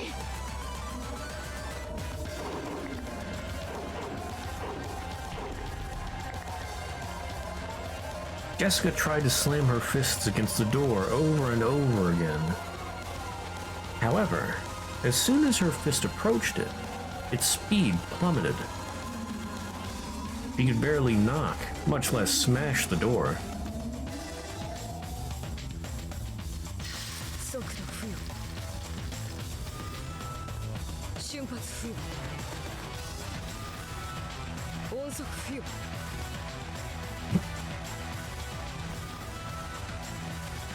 無駄よ、お嬢ちゃん。砕けろ。 With full speed upgrades, Jessica's fist moved at the speed of sound, 1,225 kilometers per hour. However, how long had had Jessica been in envy to gain that speed? She had started to envy George and Shannon's relationship about 2 years ago. 2 times 365 equals 730 days. 730 times 24 equals 17,520 hours. However, she wasn't envious all the time. It only happened when Shannon started going on about George. With Shannon's shift on about 3 days of the week, divided by 7 times 3. And it wasn't as though she would go on about George all day long. Her fond words for him would only leave a mark on Jessica for about an hour, right? So only 1/24th of each day. 17,520 divided by 7 times 3. Divided by 24, 312, removing the fractional part. Math! This is the psychological horror part of the VN.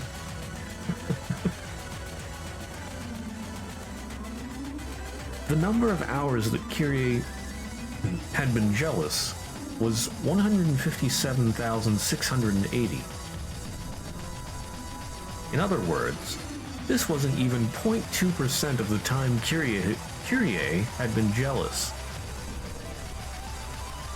Even 1,225 kilometers per hour, the speed of sound, becomes only 2.45 kilometers per hour in the 1/500th world. What?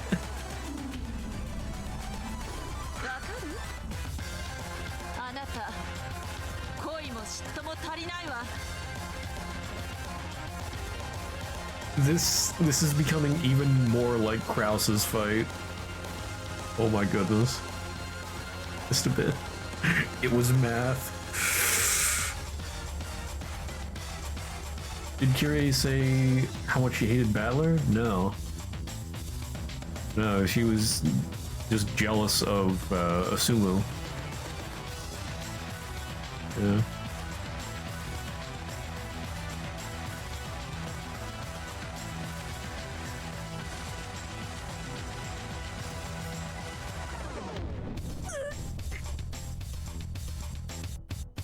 Even if she increased the speed of her fist, in Kyrie's world, Jessica couldn't make it any faster than a walking child.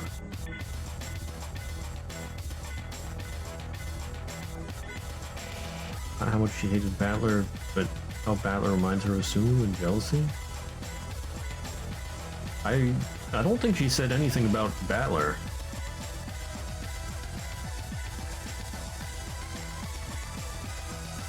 It was just how long she's been jealous, and then it was going on about, yeah, like I said, all the math stuff about how long Jessica has been jealous versus how long Kyrie's been jealous.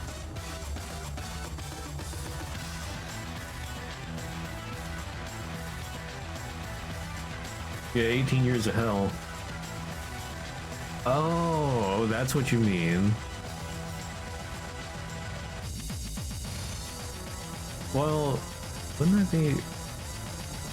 Well, that doesn't necessarily have to mean she hates Battler. It's just... That would be about the time that that Asumu and Rudolph's marriage was locked in.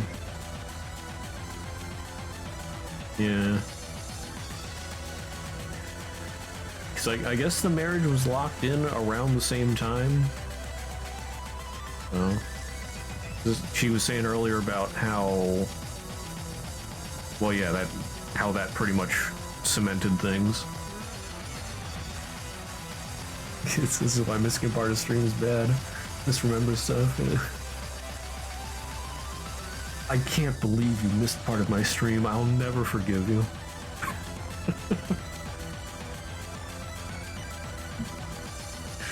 I expect everyone to be here 24 hours a day, even if I'm not streaming, and...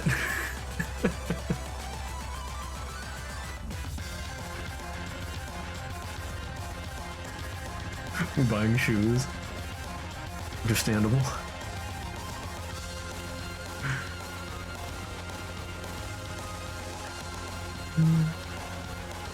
Okay, so yeah, Jessica couldn't make any faster than a walking child. She becomes snail.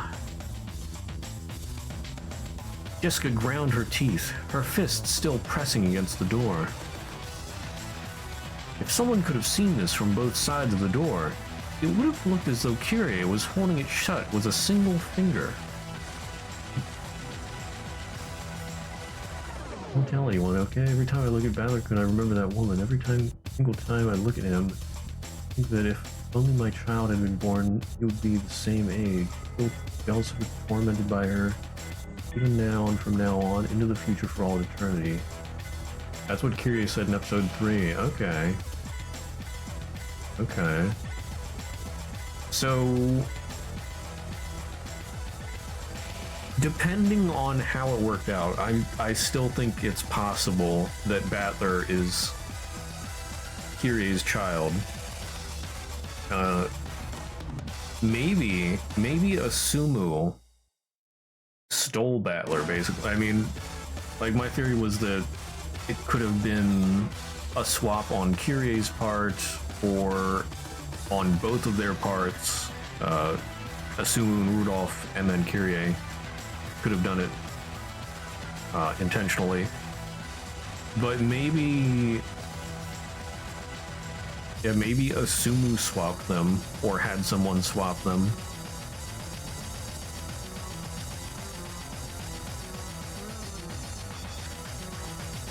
Yeah. That would be ironic. It'd be very ironic. Kyrie sort of resenting her own child, not knowing it.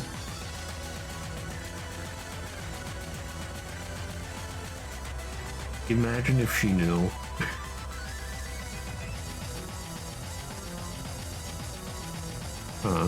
Well, assuming that I'm correct. Because anyway, after all, Asumu was, like, they were saying earlier on here about how Asumu was rather cunning.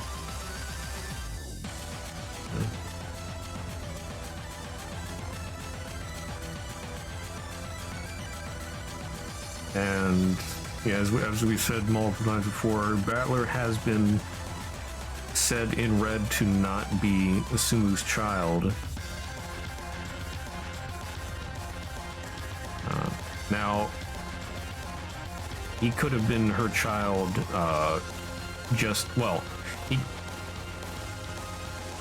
Battler could be Asumu's son in the way that, like, you don't have to be blood related to be a family. But Rudolph knew something about Battler's birth? Right, that is true.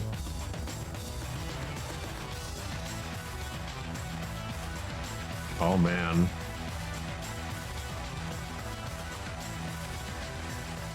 Yeah, Rudolph knows something about Battler's birth. That would make, like, if he knew that Battler was Kyrie's child and hid it, oh man, that makes him even more of a scumbag.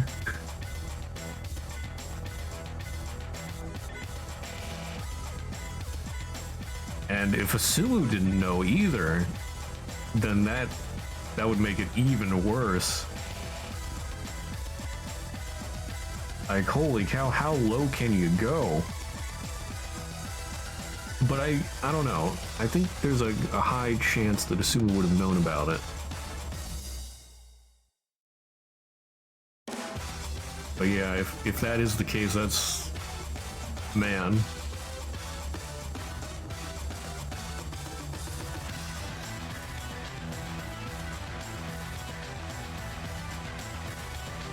Man. I mean, I could see him doing that, because... the Ushiromias can do no wrong.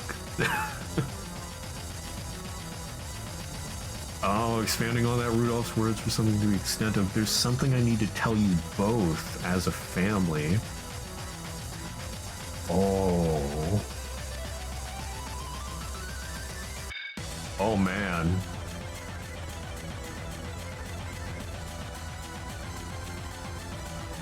Oh, I can't wait to find out what the secret is. But holy cow, if I'm right, he is an absolute scumbag of the highest order.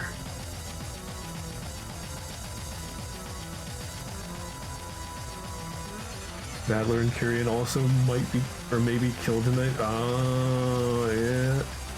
If he was worried about Kyrie, how she would react to that.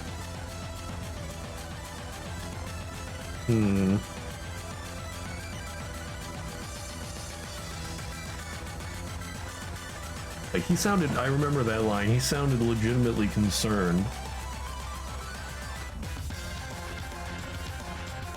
And with this stuff going on with Kyrie, I could see her just murdering him. Ooh.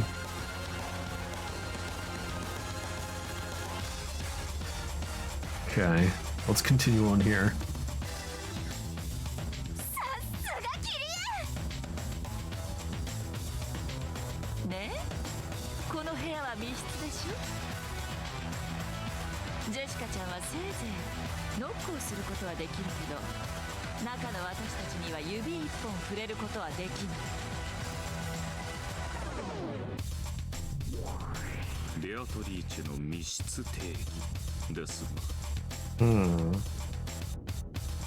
Beatrice's definition of closed room.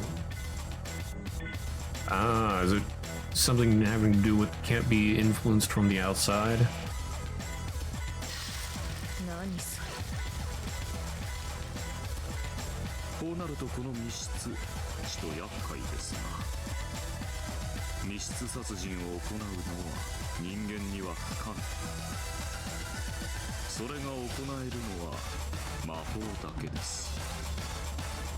ジェシカ様が真に魔法を理解されない限り打ち破れますまい。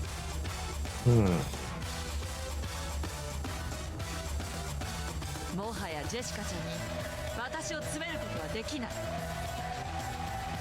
やがて時間は進み、私がいつまでも戻らないことに気づいた親族たちが屋敷を探し始める。Are you sure about that? Sounds like you're becoming complacent. そしてあなたは観測される。魔女も魔法も観測されたら消える。And again, it's not like she has any other options. 悪夢の時間はもう終わりよ、お嬢ちゃん。Well, now she's getting a little ahead of herself. It's not over quite yet.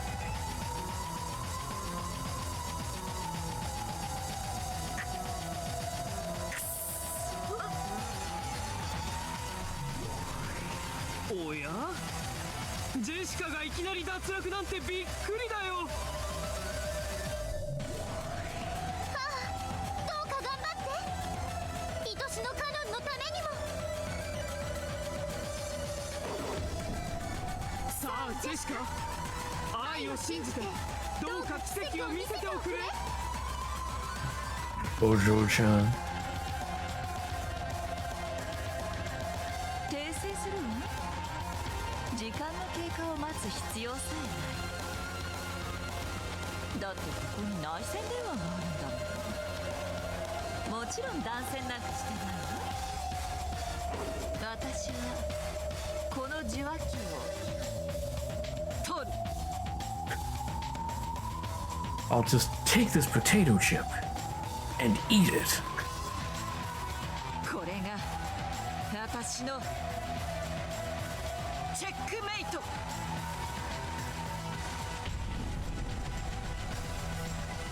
構築完了。密室殺人。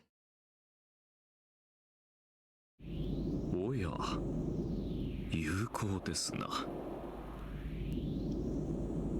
浸透付与。打撃伝達。間接攻撃力付与。So cheesy.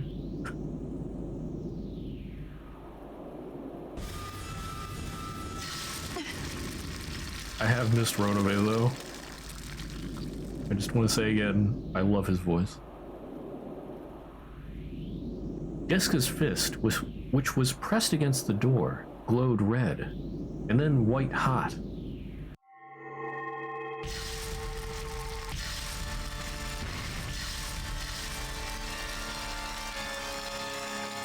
Oh, this is one of my favorite pieces. Jessica didn't even swing her fist. She just kept it pressed against the door. However, Jessica's murder extended within the closed room. Through the crack in the door, through the keyhole, burst the flames of hell. Jessica couldn't see what was happening inside the room. However, even here, on the other side of the door, she could tell that the flames of hell had swallowed the entire room.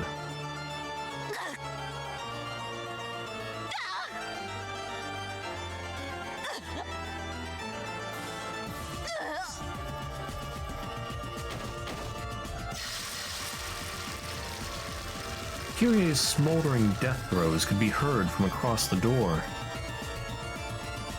Jessica clearly heard as Kyrie danced a dance of death amidst the hellfire, fell to her knees, and slumped over to the floor. Slowly, Jessica tore her burning fist away from the door. そんなに嫉妬の地獄が恋しいなら焼かれてろ。嫉妬の炎で永遠に。嫉妬から学ぶものもあるだろうぜ。だがそれは誇るもんじゃねえし義務でもねえ。やっぱりあんたおごってたぜ、キリエおばさん。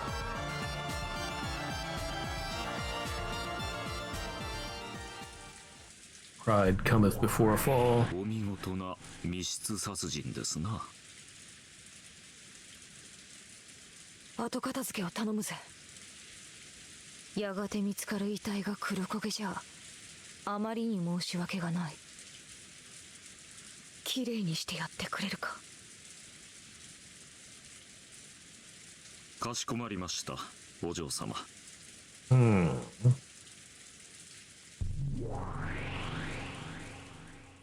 Ronove transformed into a gold butterfly and entered Krause's study through the keyhole.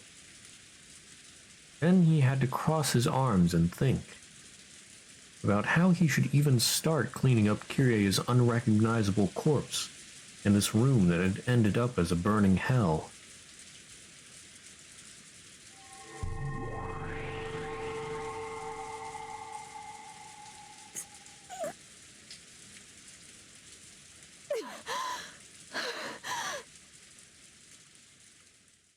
Jessica finally let out the breath she had been holding down in her chest.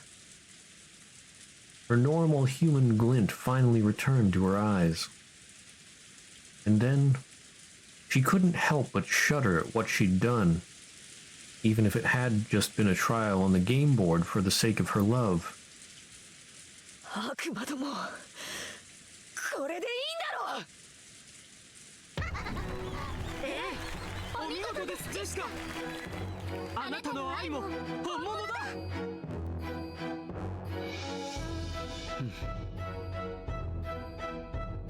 George welcomed Jessica with crisp applause. Miyako timidly tried to join him, but Jessica yelled at her and she stopped. ゲーム版の上の話じゃないか。そこまで悲しむことじゃない。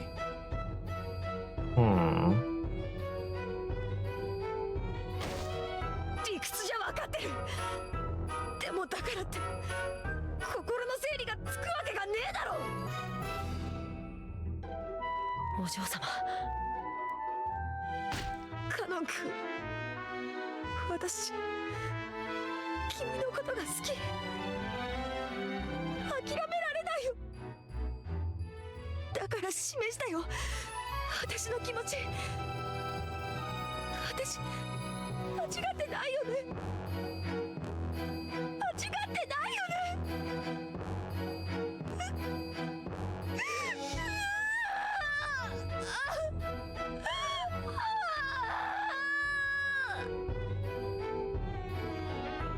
お嬢様。 As Jessica started to sob, Cannon held her quietly, and he realized that he would have to carry on the determination she had shown him. 何も間違ってないさ、君は。そして人の心を残し苦しむことも間違ってない。僕はそういうことに対し少し君よりストイックだっただけの話さ。誰もがジョージ様の境地に至れるわけではありません。しかしどうあれお嬢様はとにもかくにも試練を成し遂げられた。お見事です。その決意の強さ敬服します。 Ever thought of why the love trial requires killing?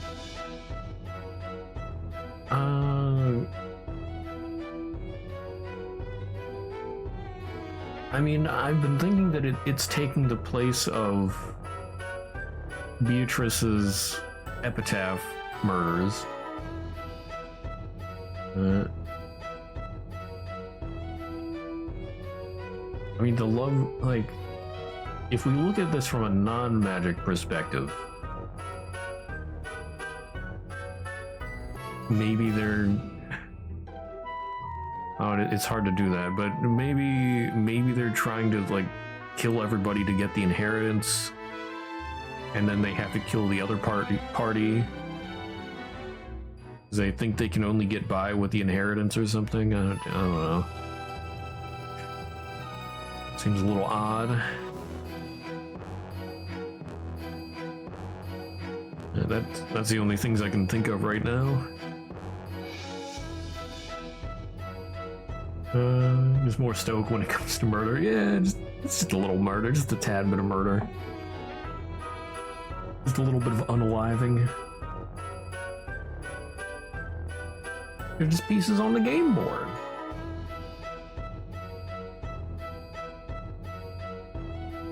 Hmm, そういうことであるな。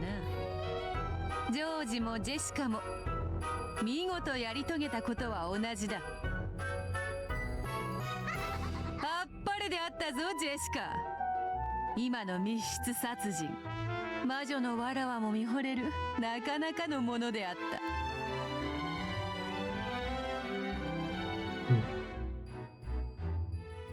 Jessica had used magic to kill Kyrie, who had holed up inside a closed room.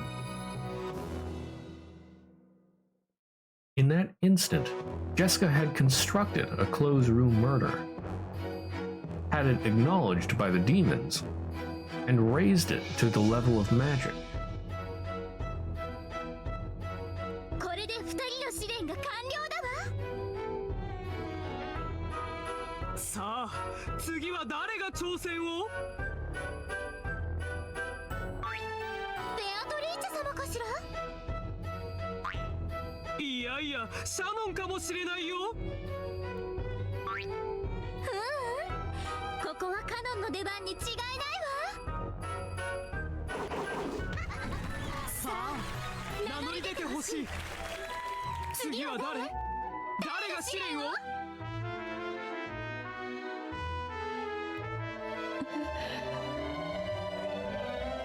魔女がゲーム版の殺人に臆してどうするというのか。 Who do I think is next? Well, I mean, if we go sort of in order, George is already gone, Jessica just went, so really Beatrice should go. I'm thinking Beatrice, but I don't know. It could be anybody. Well, anybody that hasn't gone yet. I wonder if Beatrice will have to go twice, because that would fulfill the 6 murders of the epitaph, and then also, like, the other parties have 2, but there's only 1 of her.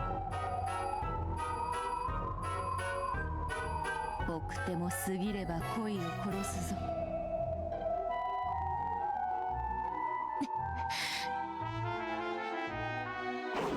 さあ次は誰が恋の殺人を The murders of love. Ironic.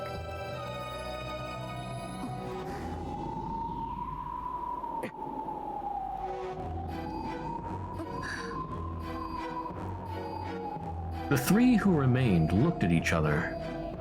If none of the others raised their hands in the next few seconds, they would raise their own hand.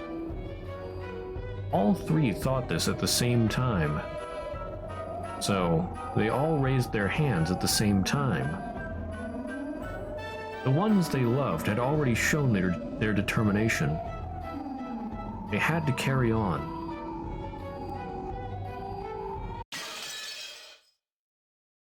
Like, all going at once?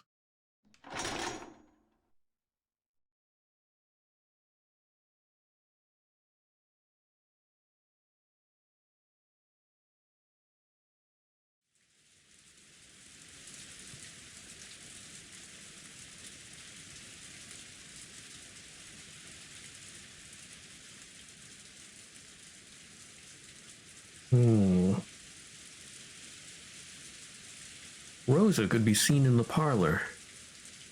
The relatives apparently all wanted to be left alone after dispersing for a short break. Since everyone avoided the parlor, the one place where people would normally gather, Rosa was able to have this relaxing and comforting room all to herself. Not Rosa. Yes, humanity. Oh no, Rosa. What a shame. Anyway.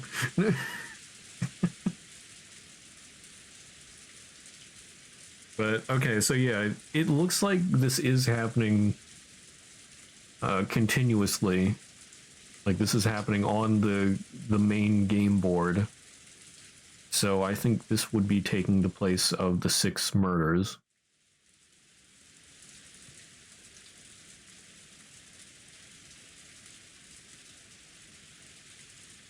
That didn't mean she looked relaxed. Her expression was heavy with gloom and weariness. The cup of black tea that she had brought from the dining hall had gone cold. Gonna dip here, have a good one. Thanks for hanging out. You have a great rest of your day, Hermit.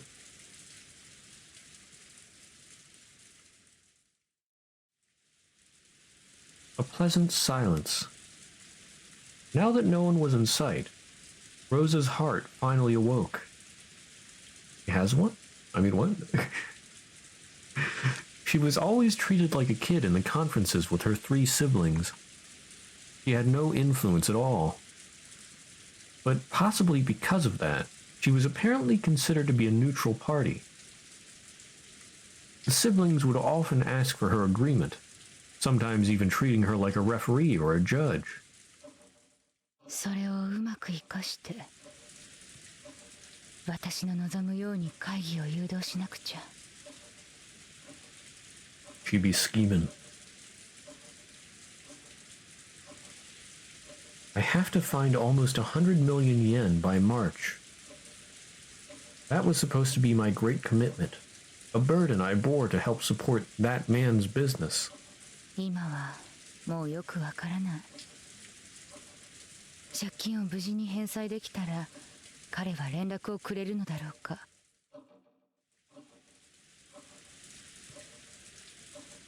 Well.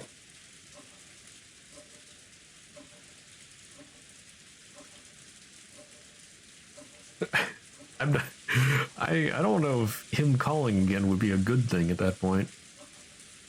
He'll only call you if you pay off your debt. Uh-huh. That's the kind of guy you want in your life?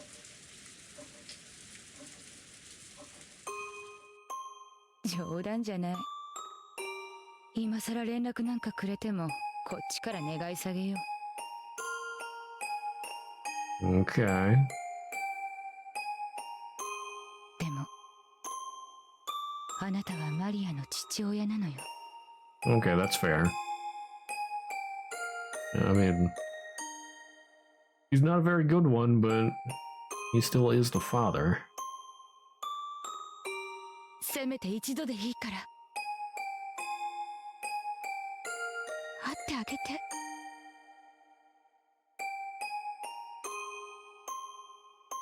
愛というのは貫くのも辛いのですね。え、誰？ Though no one should have been in the parlor, someone suddenly spoke to Rosa, and she jumped. Just when did he get there? Cannon could be seen standing there, even considering that she had been deep in thought. To think that she hadn't noticed him at all. びっくりしたわ。ごめんなさい。考え事をしてて気づかなかったみたい。何？ I need your life. いえ、ローザ様を今苦しめているのは愛ゆえにです。違いますか？唐突ね。何の話かよくわからないわ。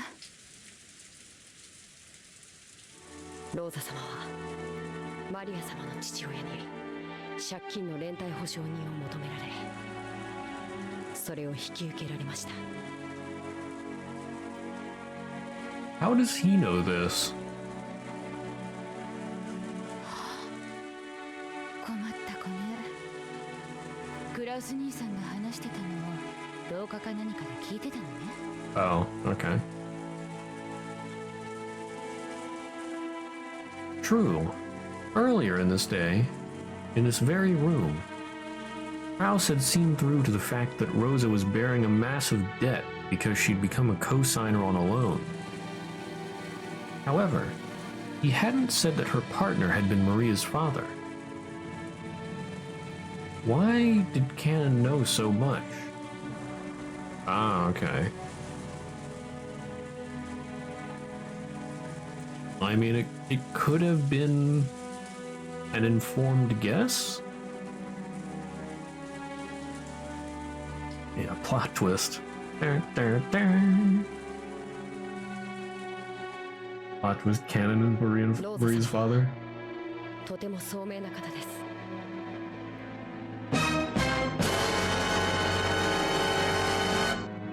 But also, hello, 911, yes? I'd like to report Rosa.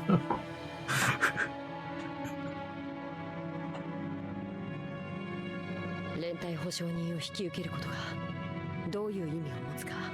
I don't even want to think about that. That's extremely disturbing. よく考えもせず引き受けたわけがありません。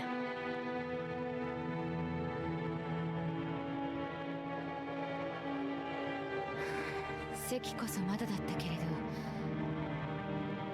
これから結婚する相手でパートナーだと思ってた。私の名前がなければ借りられないお金なら、それに協力するのが未来の妻の役目だと思ったのよ。 Canada is canonically 16 or something. Yeah. Yeah, so that is rather uncomfortable to even insinuate.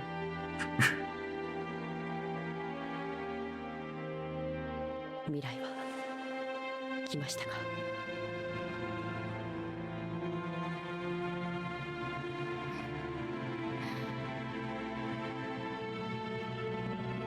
No, it hadn't. So afterwards, Rosa was always alone, and Maria never had a father. However, time moved on. Nothing changed, except that Maria, who should have been a symbol of their union, just kept growing like a living hourglass, measuring the length of the hell Rosa had crawled through. Because of that, Maria's growth hurt.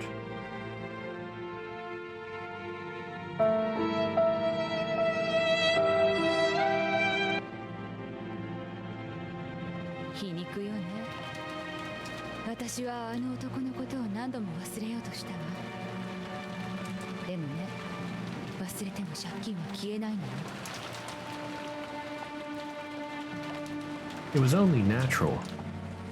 That's why she had to forget her love and do all she could to pay that money back. でもね、こうも思うの。私が立派に返済しきったら、それは彼が私に与えてくれた愛の試練に打ち勝ったという意味にもなるの。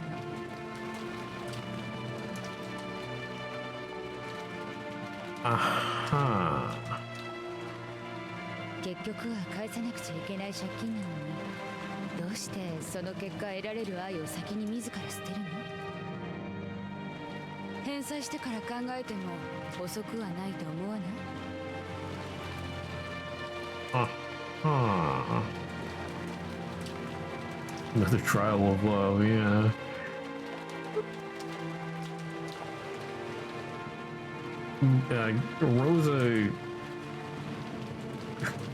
Rosa must be half in debt because of the copium she's taking. The amount of it that she needs for all this. Surely if I pay off my debt, the person, surely if I pay off my debt, he'll come back. Surely. Takes another puff of copium. Mom, that's been the 9th canister this week.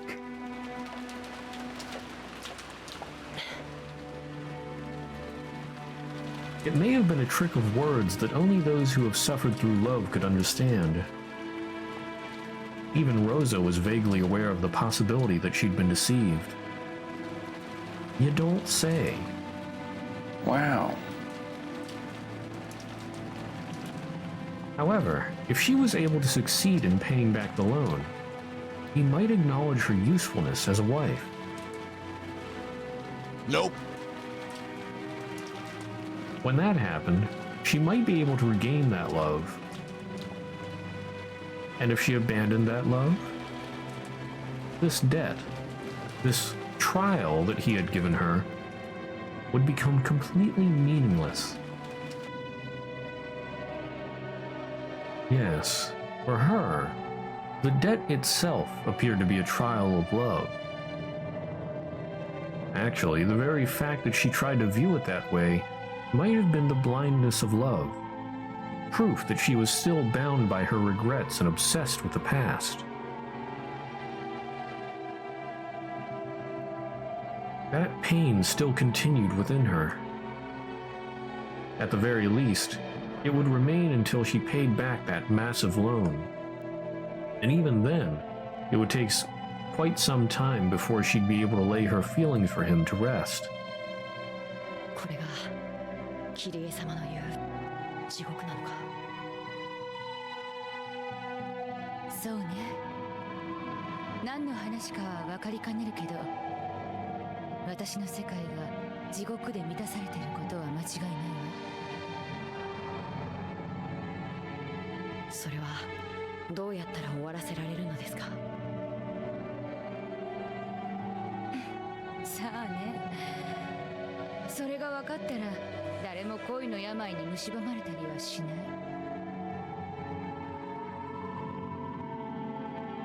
That disease is a serious one.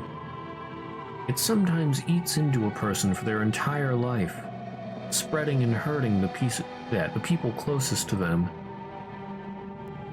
That disease was torturing her now as much as it ever had.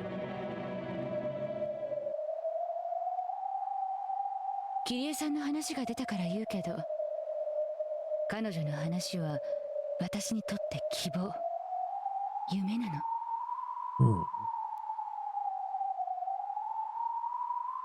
Though she had her man stolen from her, she persevered for 18 years. She never fell to despair, and instead continued to support Rudolph, keeping her head down and waiting for a miracle. マリアはまだ9歳よ。キリエさんが待った18年のまだ半分じゃない。それくらいで音を上げてたら彼女に笑われるわ。あと9年で奇跡が起こると思いますか？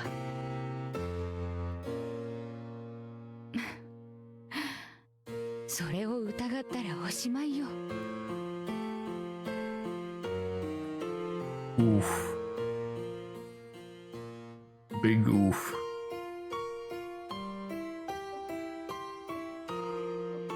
ある意味私は亡霊なのよ。私はすでに死んでいる。それに気づかず生きている。決して来ない人を永遠に待つ亡霊。そうよ。彼の夢を応援したいなんて甘えたことを言ったあの日に、私は多分もう死んでいた。やっぱりあの日は後悔すべき日だったのかしら。俺には夢がある。海外を巡りたい。このちっぽけな日本を飛び出して必ず大物になって帰ってくる。懐かしいわね。Why are we still here? Just to suffer.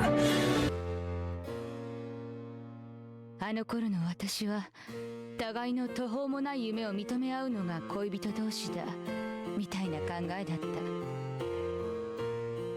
た。だから彼も私がデザイナーとして大成してパリで新作を発表して取材陣にもみくちゃにされるなんて夢を楽しそうに語って喜ばせてくれたわ。思えば本当におかしな地に足がついてない日々だった。互いに互いを浮かれさせてふわふわし合ってる感じだから、彼が日本を飛び出したいなんて言い出した時、私はそれを喝采して応援を約束したわ。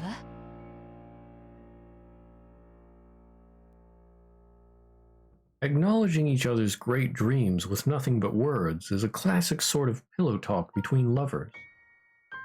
However, when it comes to actually carrying them out, you need to be more serious and calculating. 私はあの日彼を見送ったことを長いこと誇りにしてた。Whoops. 今も誇りにしてる。Aha. でも後悔もしているんですね。そうよ。あの日泣きわめいて反対してたら私は地獄に落ちなかったかもしれない。それを笑顔で見送ったのが私の勝利。違うわ。それはある意味戦うべき時を自ら放棄した不先輩みたいなものだった。Yeah. 私はその負けを美化して男の海外への挑戦を笑顔で見送り、海外しく娘と帰りを待つ良き女の幻想に酔ってるだけ。電話一本よこさず彼が教えてくれた住所への郵便も転居先不明で戻ってくるのにね。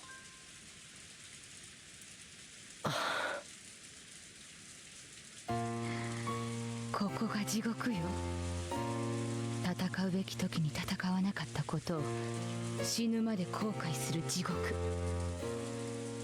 私はその地獄に娘まで引きずり込んでいる。いっそ誰かに殺されたい。お前はすでに殺された。亡霊なのだと宣告されたい。 Cannon be like, I can help with that. 恋は戦わなくちゃ地獄を這う。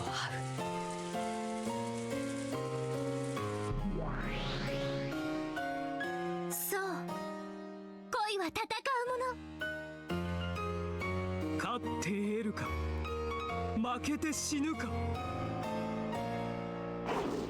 うか死を恐れないで。なぜならそれは安らかな眠りだから。真に恐ろしいのは勝てずそして死ねもしなかった眠れぬ亡者たちの落ちる地獄。その地獄に終わりはない。恋の戦いは戦いもせず死ねもしなかった者に最も残酷なんだ。恋は当たって砕けろってわけだ。そういう討ち死にはせいせいするよな。人を最も苛む毒薬は恋を腐らせて作るという。その苦しみはどのような悪趣味な地獄の拷問をも上回る。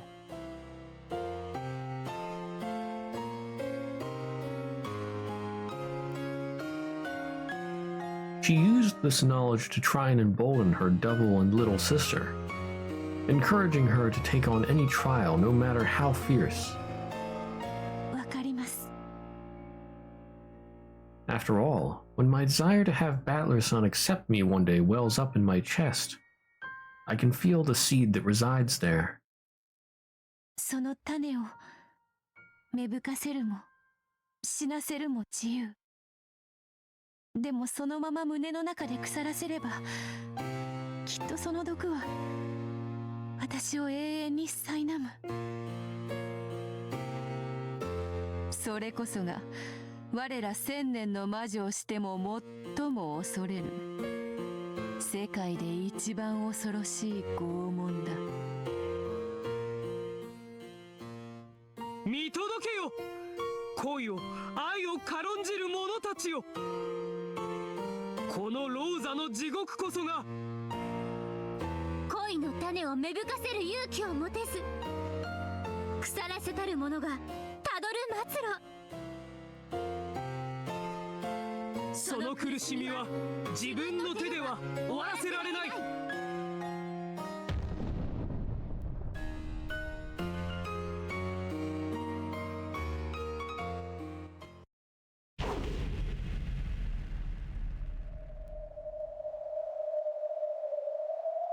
Huh? Just now, was that a red light?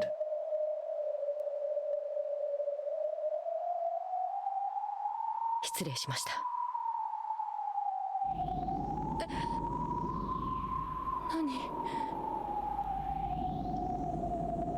Just now, I thought I saw something strange. I wonder if I'm tired. It's probably just my imagination.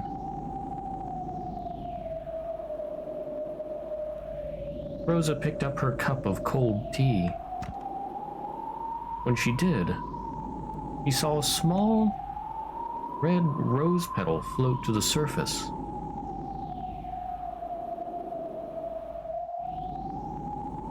Ah.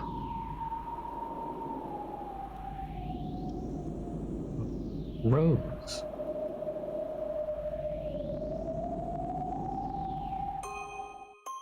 そのソファーはローザ様が幼少の頃好んで横になられたものと聞いております。 And nothing of value was lost.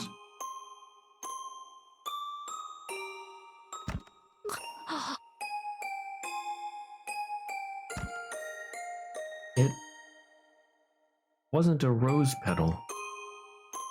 It was a drop of blood that had fallen from Rose's eyes. In an instant, Canon had beautifully and precisely cut just a single thread of Rose's life. Easy win for Canon. Yeah, I mean, out of all of them, I guess I would expect Rosa to not put up a fight the most. But is that really going to be it?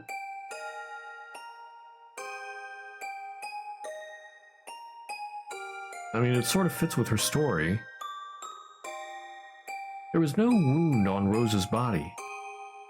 However, several drops of blood dripped down from her eyes.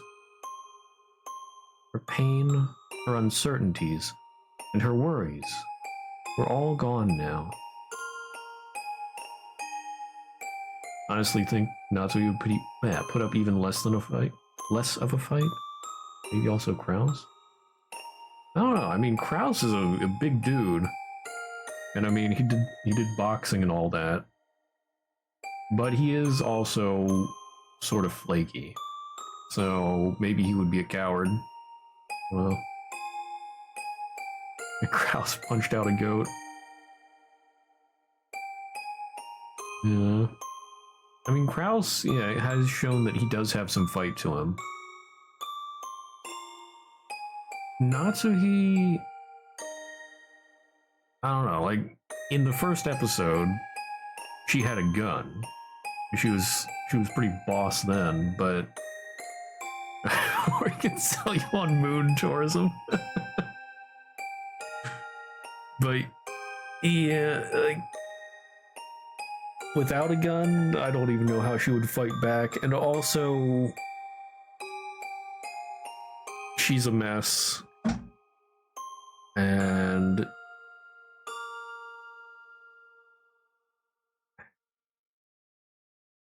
I don't know, wasn't it said in Red that...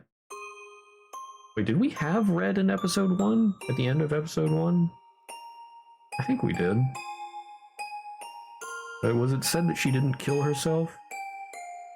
Oh, no, we didn't. I thought there was something that said about... Or maybe they went back to that? Because I thought there was something that said she didn't kill herself. That was said in Red in episode 4. Okay.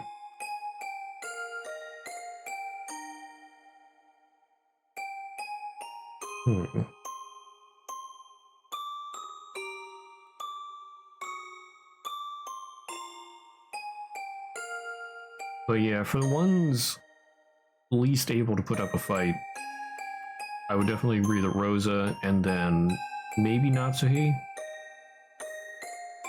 It depends. I don't know. Well, wait, did Natsuhi have like polearm training or something? I thought she might have had like polearm training classes or something. Or maybe I'm misremembering. She did have? Okay. Okay.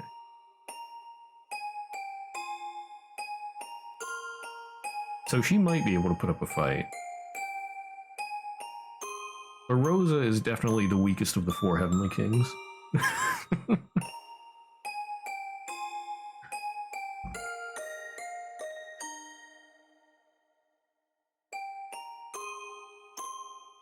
Slowly, she fell down onto her side on the sofa. This had been one of the happiest things she had done during the happiest day of her life. おやすみなさいませ、ローザ様。あなたの地獄は今終わりました。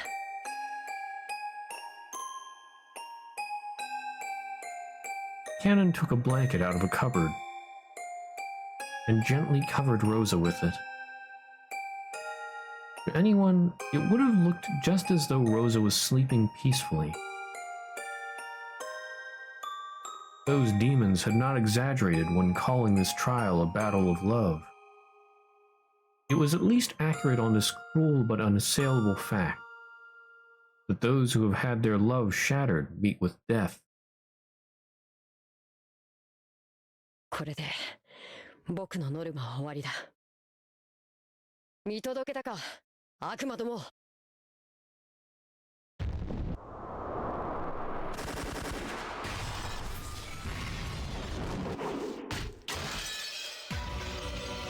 Oh snap. しまった。 Oh snap. よくもママを殺したな。 Oh.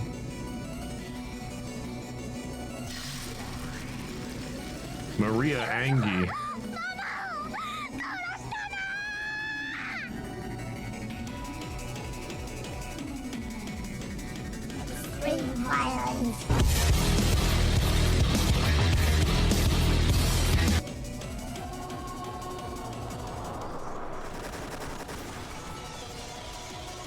One of the two great witches of Mariage Sorcière, Maria. Though she was just an apprentice, the power sleeping within her had impressed even Beatrice at the height of her strength. In Maria's eyes, even though Rosa might have been the Black Witch, she was also the vessel of the mother she couldn't help but love. Her anger at having that stolen from her was near madness.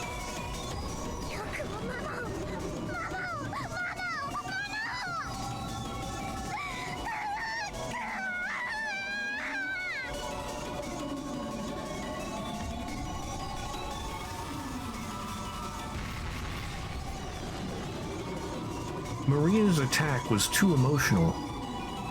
Because of this, she didn't notice that Cannon had vanished for several heartbeats, and she released her barrage at what had become empty space.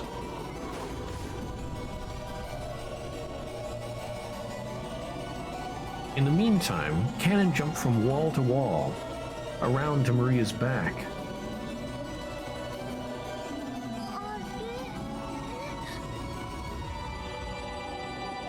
ノルマ以上の殺しは不本意だ。でも火の粉は払う。 Oh my.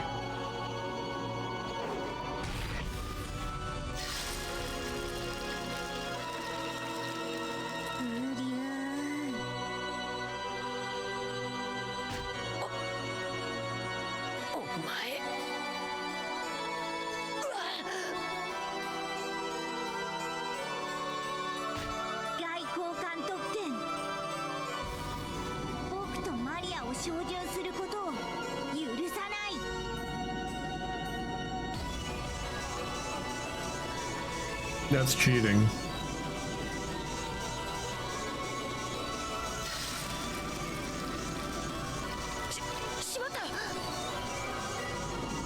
The red curved blade extending from Cannon's hand vanished in an instant. All's fair in love and war, and this is both true.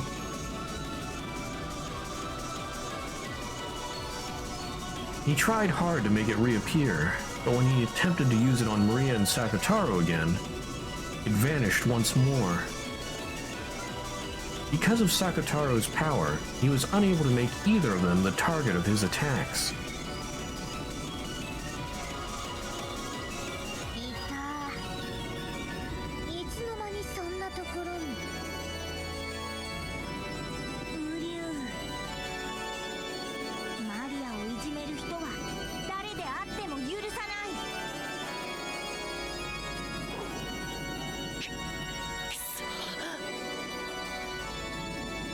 Maria finally noticed where Cannon was, and she slowly turned around. Cannon made his sword materialize yet again. But no matter how often he tried, it kept fading out, like a flashlight with a bad battery.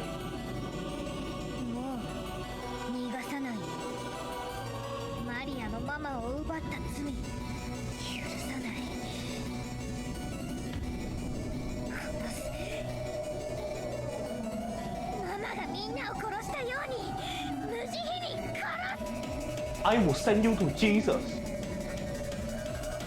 It's like Mama killed all of them. I'll kill you without mercy? Huh?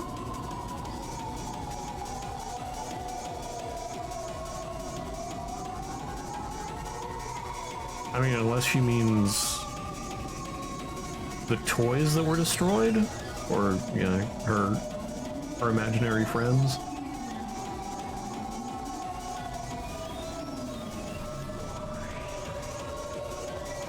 As Maria howled, the entire parlor was surrounded by a cube of red magical barriers. It was a closed room symbolizing a barrier that Canon could never escape.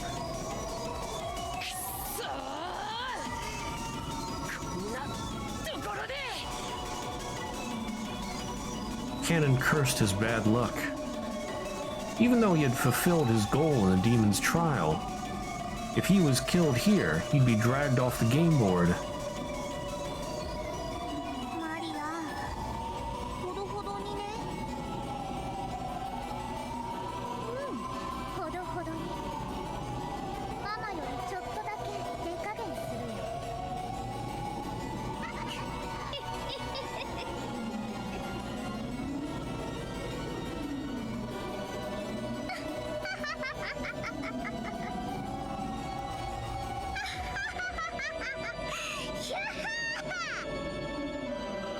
Current objective: survive.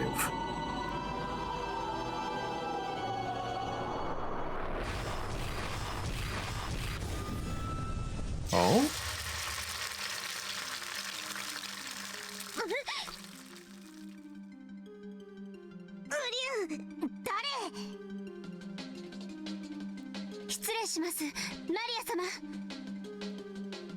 ゼパル様、フルフル様との契約によりお命頂戴いたします。Ah.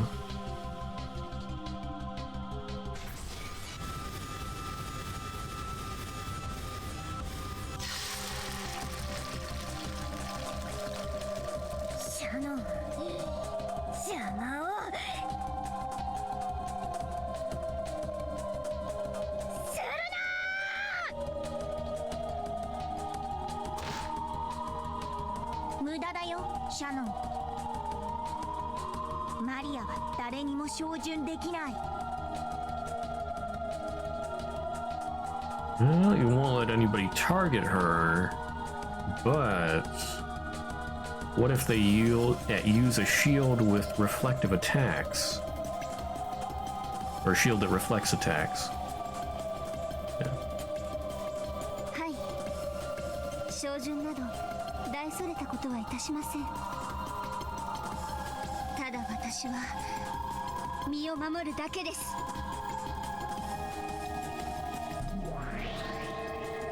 A cylindrical red magical barrier surrounded Shannon as she stood in the center of the parlor. She made its brightness and thickness grow, and its radius suddenly expanded, filling up the room. It wasn't targeting Maria. This power was being wielded to protect Shannon's body. So Sakutaro's power didn't make it disappear.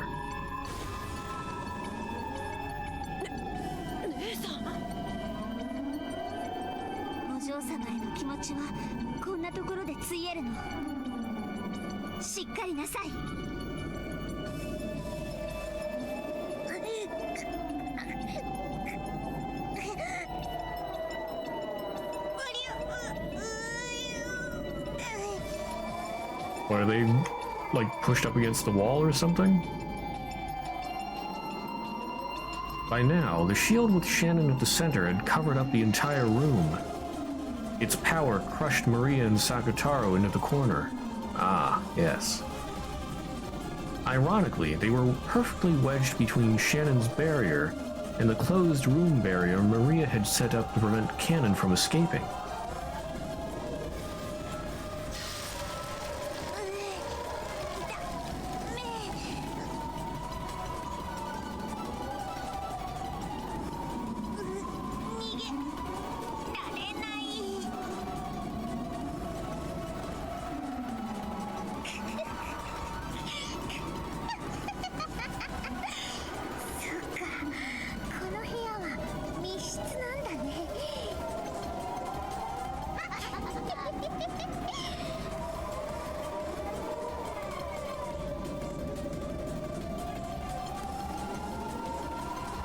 They didn't voice it. Might just be perfect for that wannabe detective who's trying to deny Beato's magic. Checkmate です、マリア様。よろしいですか？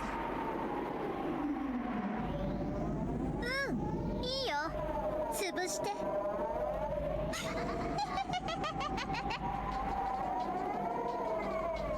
それではこれにて。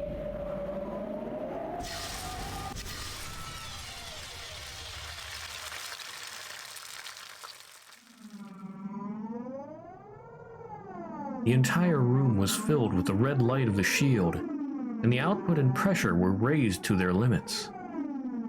Then, crushed between the shield and their own closed room barrier, Maria and Sakutaro lost their forms, scattered into a golden splash, and disappeared. Wow. Wow.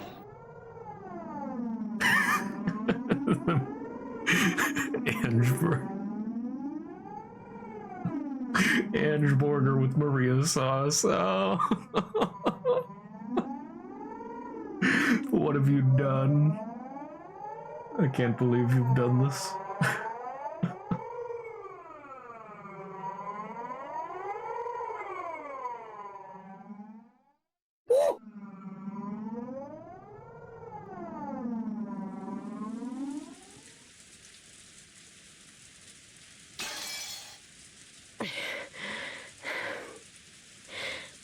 ありがとう。 Yeah, I thought like maybe Maria would just keep attacking until the reflective barrier killed her. I thought she would keep attacking in a rage or something. But no, if she just splatted. Okay then. That was a really fast fight. ここで消えるわけにはいかなかった。こんなとこで負けてたら諦めがつかないもの。そうさ。こんなとこで負けてたら諦められない。ゼパル様、フルフル様、私たちも共に試練を終えました。これでよろしいですか？いやー、本当にお見事だね。二人とも文句なしだったよ。では最後はベアトリーチェの番かしら。おや？彼女はどこに？ Beatrice Doko? もちろん彼女の選んだ生贄のところにさ。さあ私たちもそこに行ってみよう。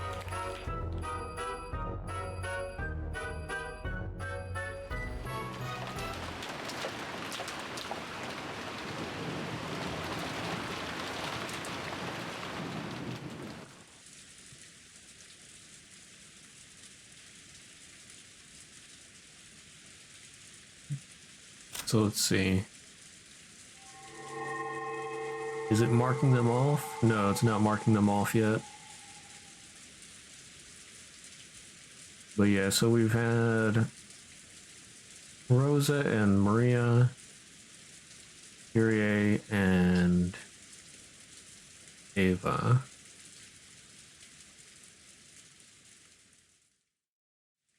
Okay. There's supposed to be 2 more deaths.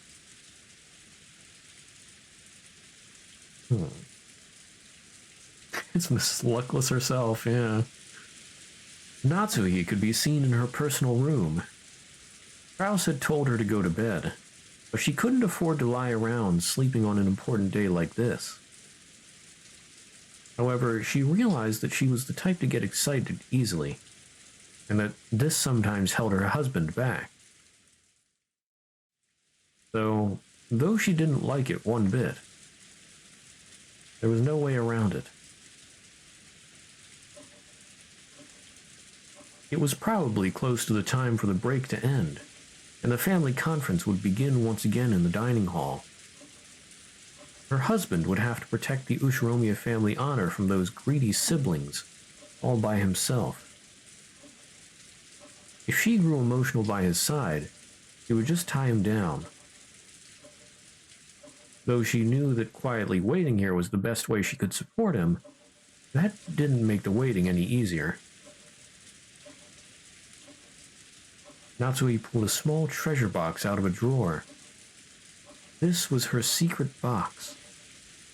Inside was everything from valuable items to mere rubbish. However, they were all precious, memorable treasures in Natsui's eyes.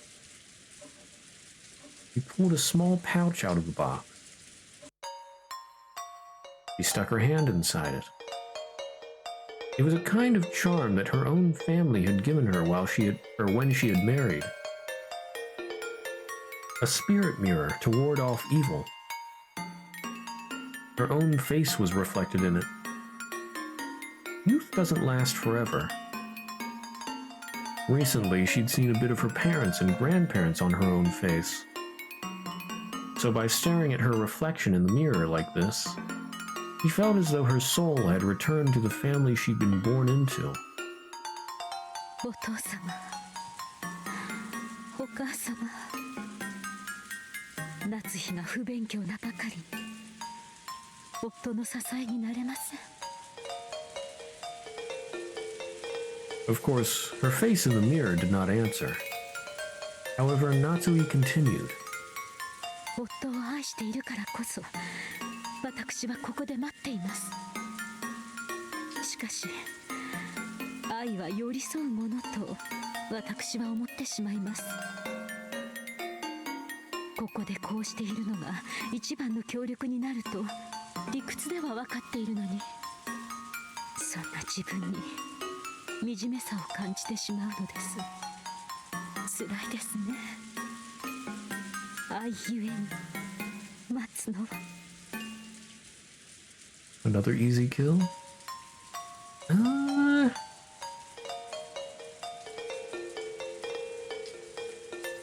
don't know. Could go either way.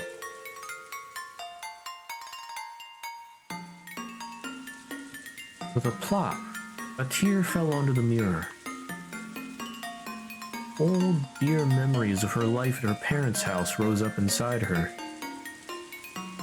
Now was the time for her to follow her parents' example. When her father came home late, her mother would always sit up straight waiting for him, prepared for him to arrive at any moment. She would always wait for him, kneeling in the entrance hall, and no matter how late he came home, he would always wake up all the children and line them up to greet him.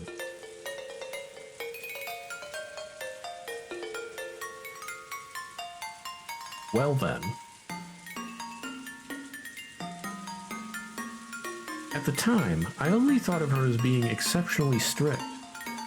But at this age, I finally understand how strong she was, persevering in her love for her beloved husband even after being left in charge of the house while he was out.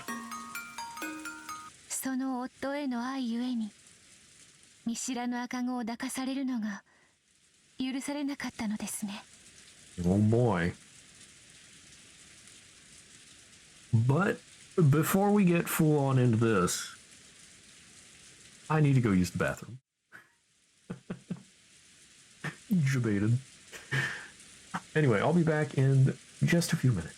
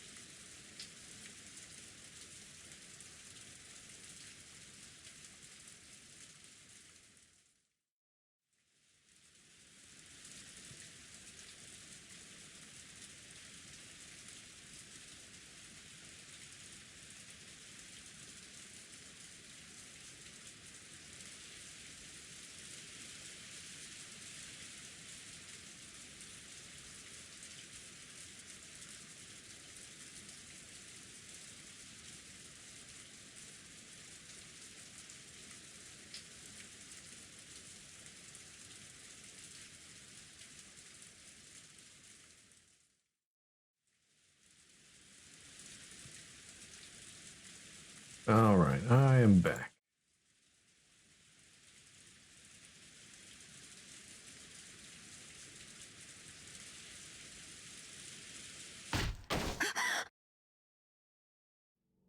The sudden voice made Natsui jump up and look about the room.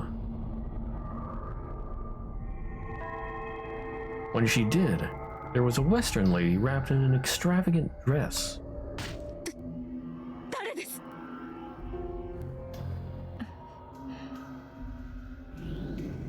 Natsuhi was confused. There was no one like this in this mansion. However, though this was her first time seeing this person, it felt as though she had seen her somewhere else. Her mind had gone blank with anger at the ruffian who had snuck into her private room, and confusion over the appearance of someone she didn't know. Though it took quite some time before she realized that this was the witch of the portrait. あなたが19年前のあの日に見知らぬ赤子を殺めたことに私は罪を問いません。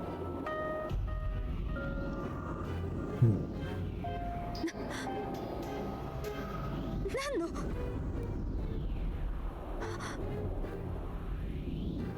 話ですか？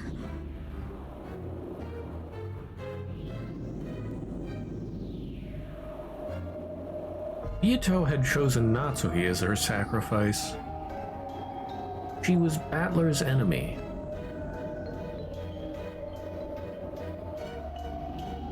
Wait a minute, huh? She was Battler's enemy.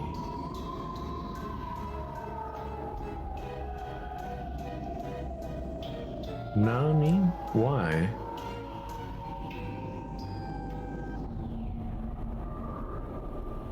Why was she Battler's? I can't remember anything. I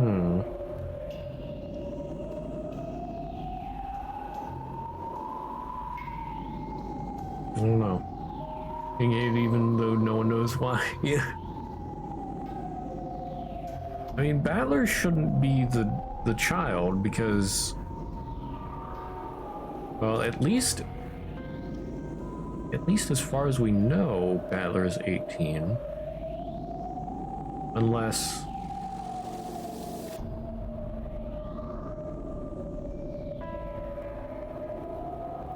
I mean... Yeah, no, I got nothing. Anyway, continue. Ito didn't know much about the details of Battler's birth. However, she knew about the fragment from the previous game, and knew there was a chance that Battler was the baby that Natsui had pushed off a cliff 19 years ago.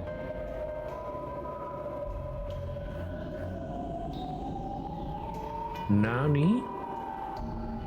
Really? How would that work?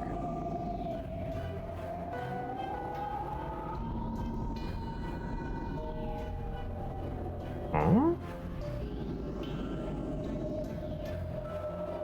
Battler had used this blue wedge to protect Natsuhi from certain false charges. But if you took it as a confession by Battler himself, then from Biyato's position, Natsuhi was an enemy who probably forced Battler to live a painful life. I forgot about that. But still, how would that work? Unless...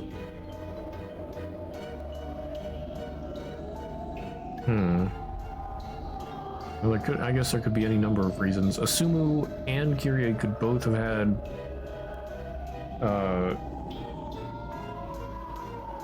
well, both children could have died. And one was just hidden. Or the fact of Battler's...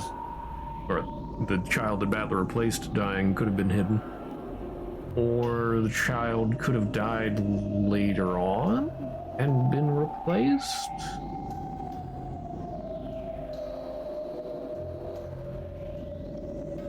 Or at least not right away, but soon after or something.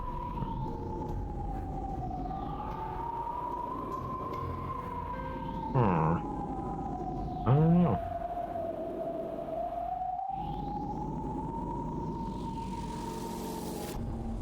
夫への愛ゆえに夫の血を引かぬ赤子を殺した罪を私は愛ゆえに問いません。何の話か分かりません。出て行って、ここは私の部屋です。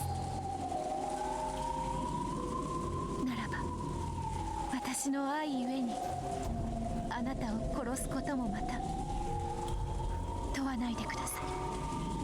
Hope you don't hold it against me. I just gotta kill you here quick. Sorry about that. Nothing personnel. Miyuto slowly stuck out her arms and made as if to grab something in empty space. That grab bound itself around Natsuhi's neck. Oh snap. She's a Sith Lord.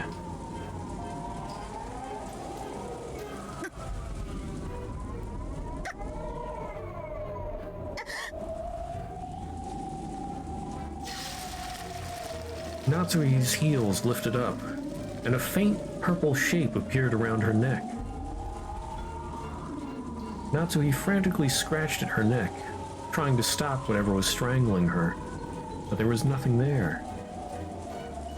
So to an outsider, it just looked as though Natsuhi was standing on her toes in anguish, scratching at her own neck. 愛し合う二人たちが皆決意を見せました。私のバトラさんへの思いがそれに劣っているとは思いません。私が19年前のあなたの罪を咎めないように、私も自らのこの罪を咎めません。 Oh, that's real nice of yourself to not blame yourself for this. It's okay. Yeah, I don't blame you for committing murder 19 years ago, so I won't blame myself for committing murder. That's fine, right?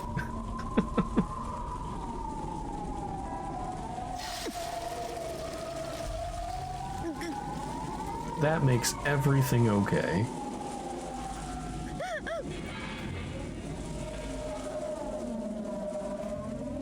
As Natsui twisted in agony, something she had been grasping fell from her grip.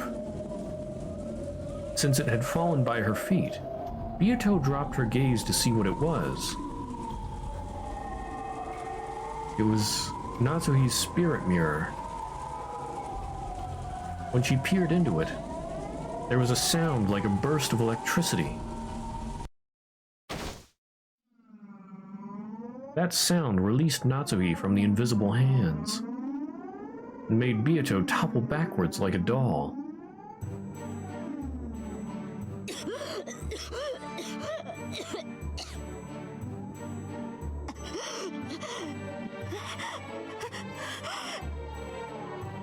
Coughing, Natsui tried to comprehend what was going on around her. Miyuto rolled over, and dizzy as though she had just bumped her head, she slowly tried to stand up. Her eyes were bewildered, as though even she didn't really understand what had happened.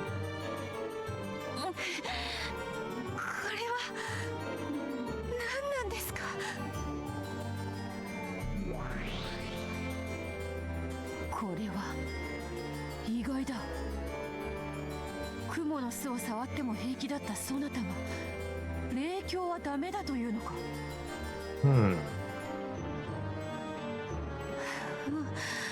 私にも何が何だか分かりません。一体何が。 She had thought that only Byato the Elder possessed non-human weak points, such as getting burned by spiderwebs and wards and having her power sealed by spirit mirrors. However, for some reason, this spirit mirror alone could apparently affect Byato as well. Even Byato couldn't understand what about the spirit mirror had such an overpowering effect on her.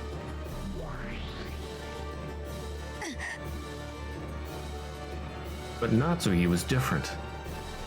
She instantly realized that the reason for the hesitation of this unearthly being, this witch of the portrait, must be the power of the mirror. So she rapidly crawled across the floor and picked it up.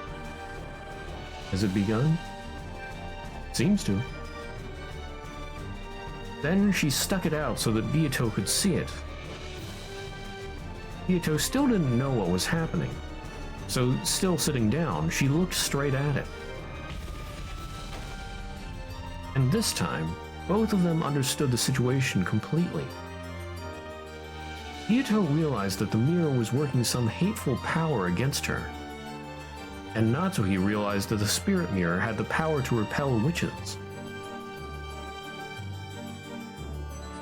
Oh no! Oh, you mean... Oh, I see. I'm starting to drop frames. Oh, yeah. Darn it. I mean, it shouldn't happen this early, but if it is due to the weather... If it is due to the weather, then maybe...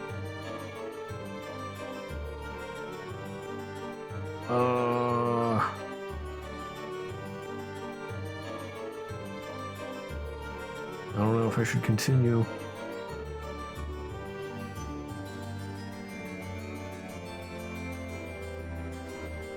I'll have to give it... No, it's not your internet, it's mine. I'm dropping frames on the network.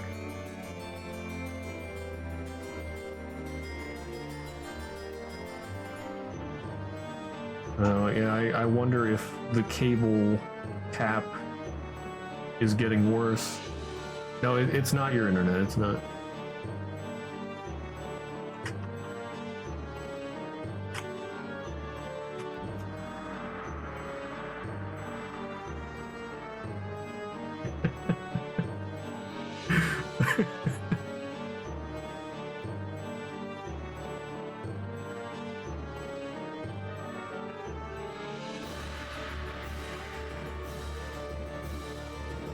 Okay, here's what we'll do.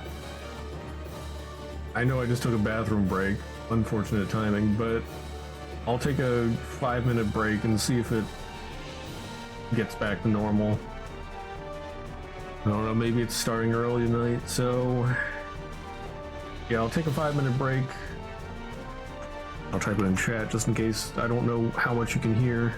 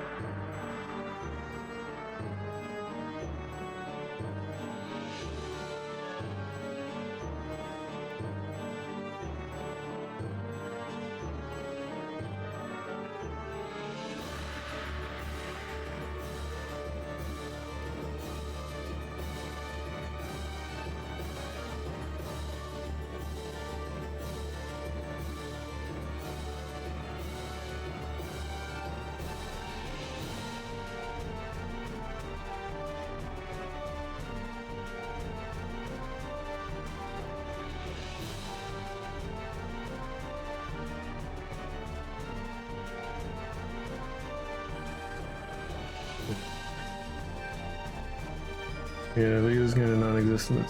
Seems audio's stable, something. Okay, so, well, is the audio dropping out at all? Like, does it seem normal, or...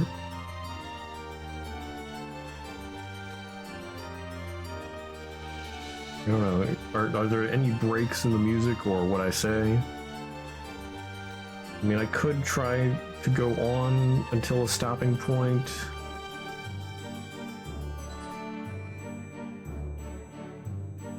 But I don't know. Like, I guess it's not dropping entirely. It's not like the stream's getting interrupted, but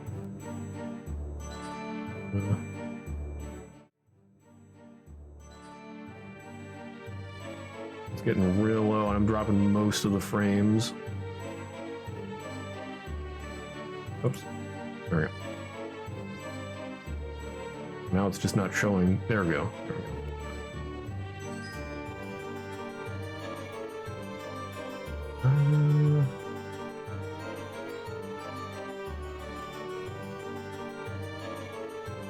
So yeah, like, is the audio stable?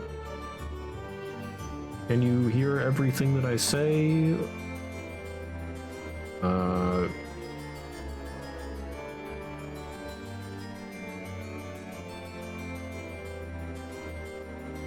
Not smooth anymore? Okay. Yeah, I think I'll have to end stream here then.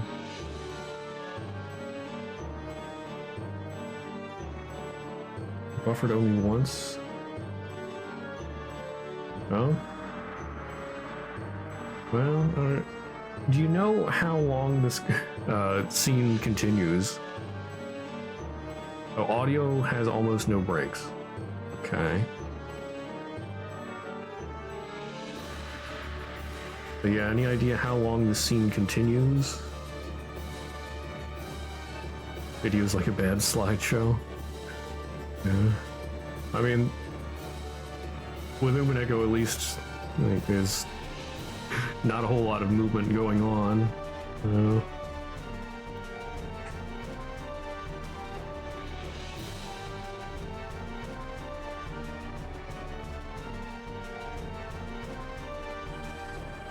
But yeah, if you also seems like a big delay. Yeah, that's true. For audio, okay. Okay, yeah, I'll just call it here. I'll call it here.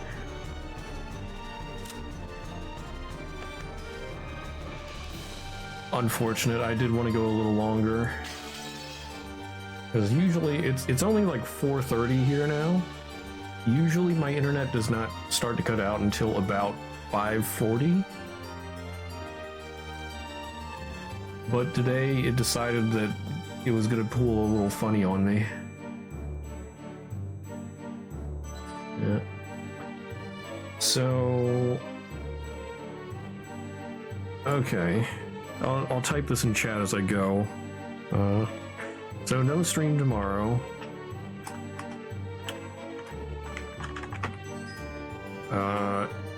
Friday will be Have of Exile, a new league.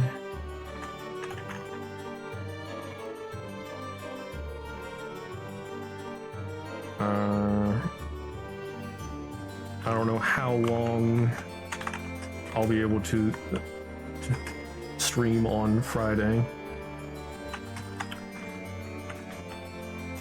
Because Path of Exile releases around 2 p.m. Eastern Time.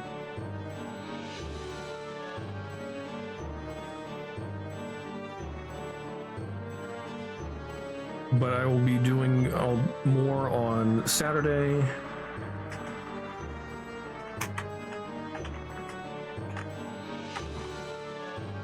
Oh, right, and tomorrow I won't be streaming, but I will probably, I'll probably join in. I heard Only Afro is probably going to stream Game Awards. Everybody will be hanging out there probably, from what I heard.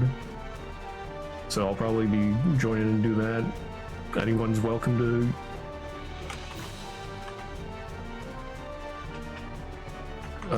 join in, I guess. I think he'll be streaming it.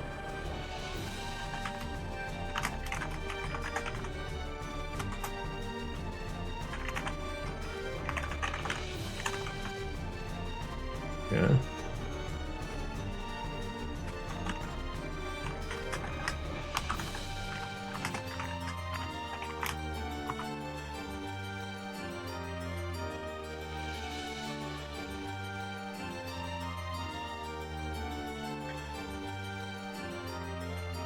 Anywho, for everybody still here, if anybody's interested in social media stuff, there are links in chat. You can always find them, or you can always find those links below the stream in the About section or under the socials banner. In the meantime, thanks for being here. Hope you all have a great rest of the day. And or night, whatever, wherever you are.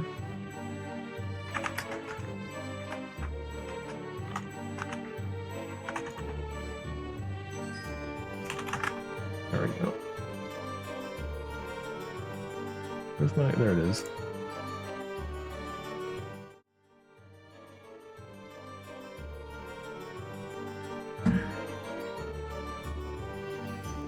I'll see you around. Bye-bye.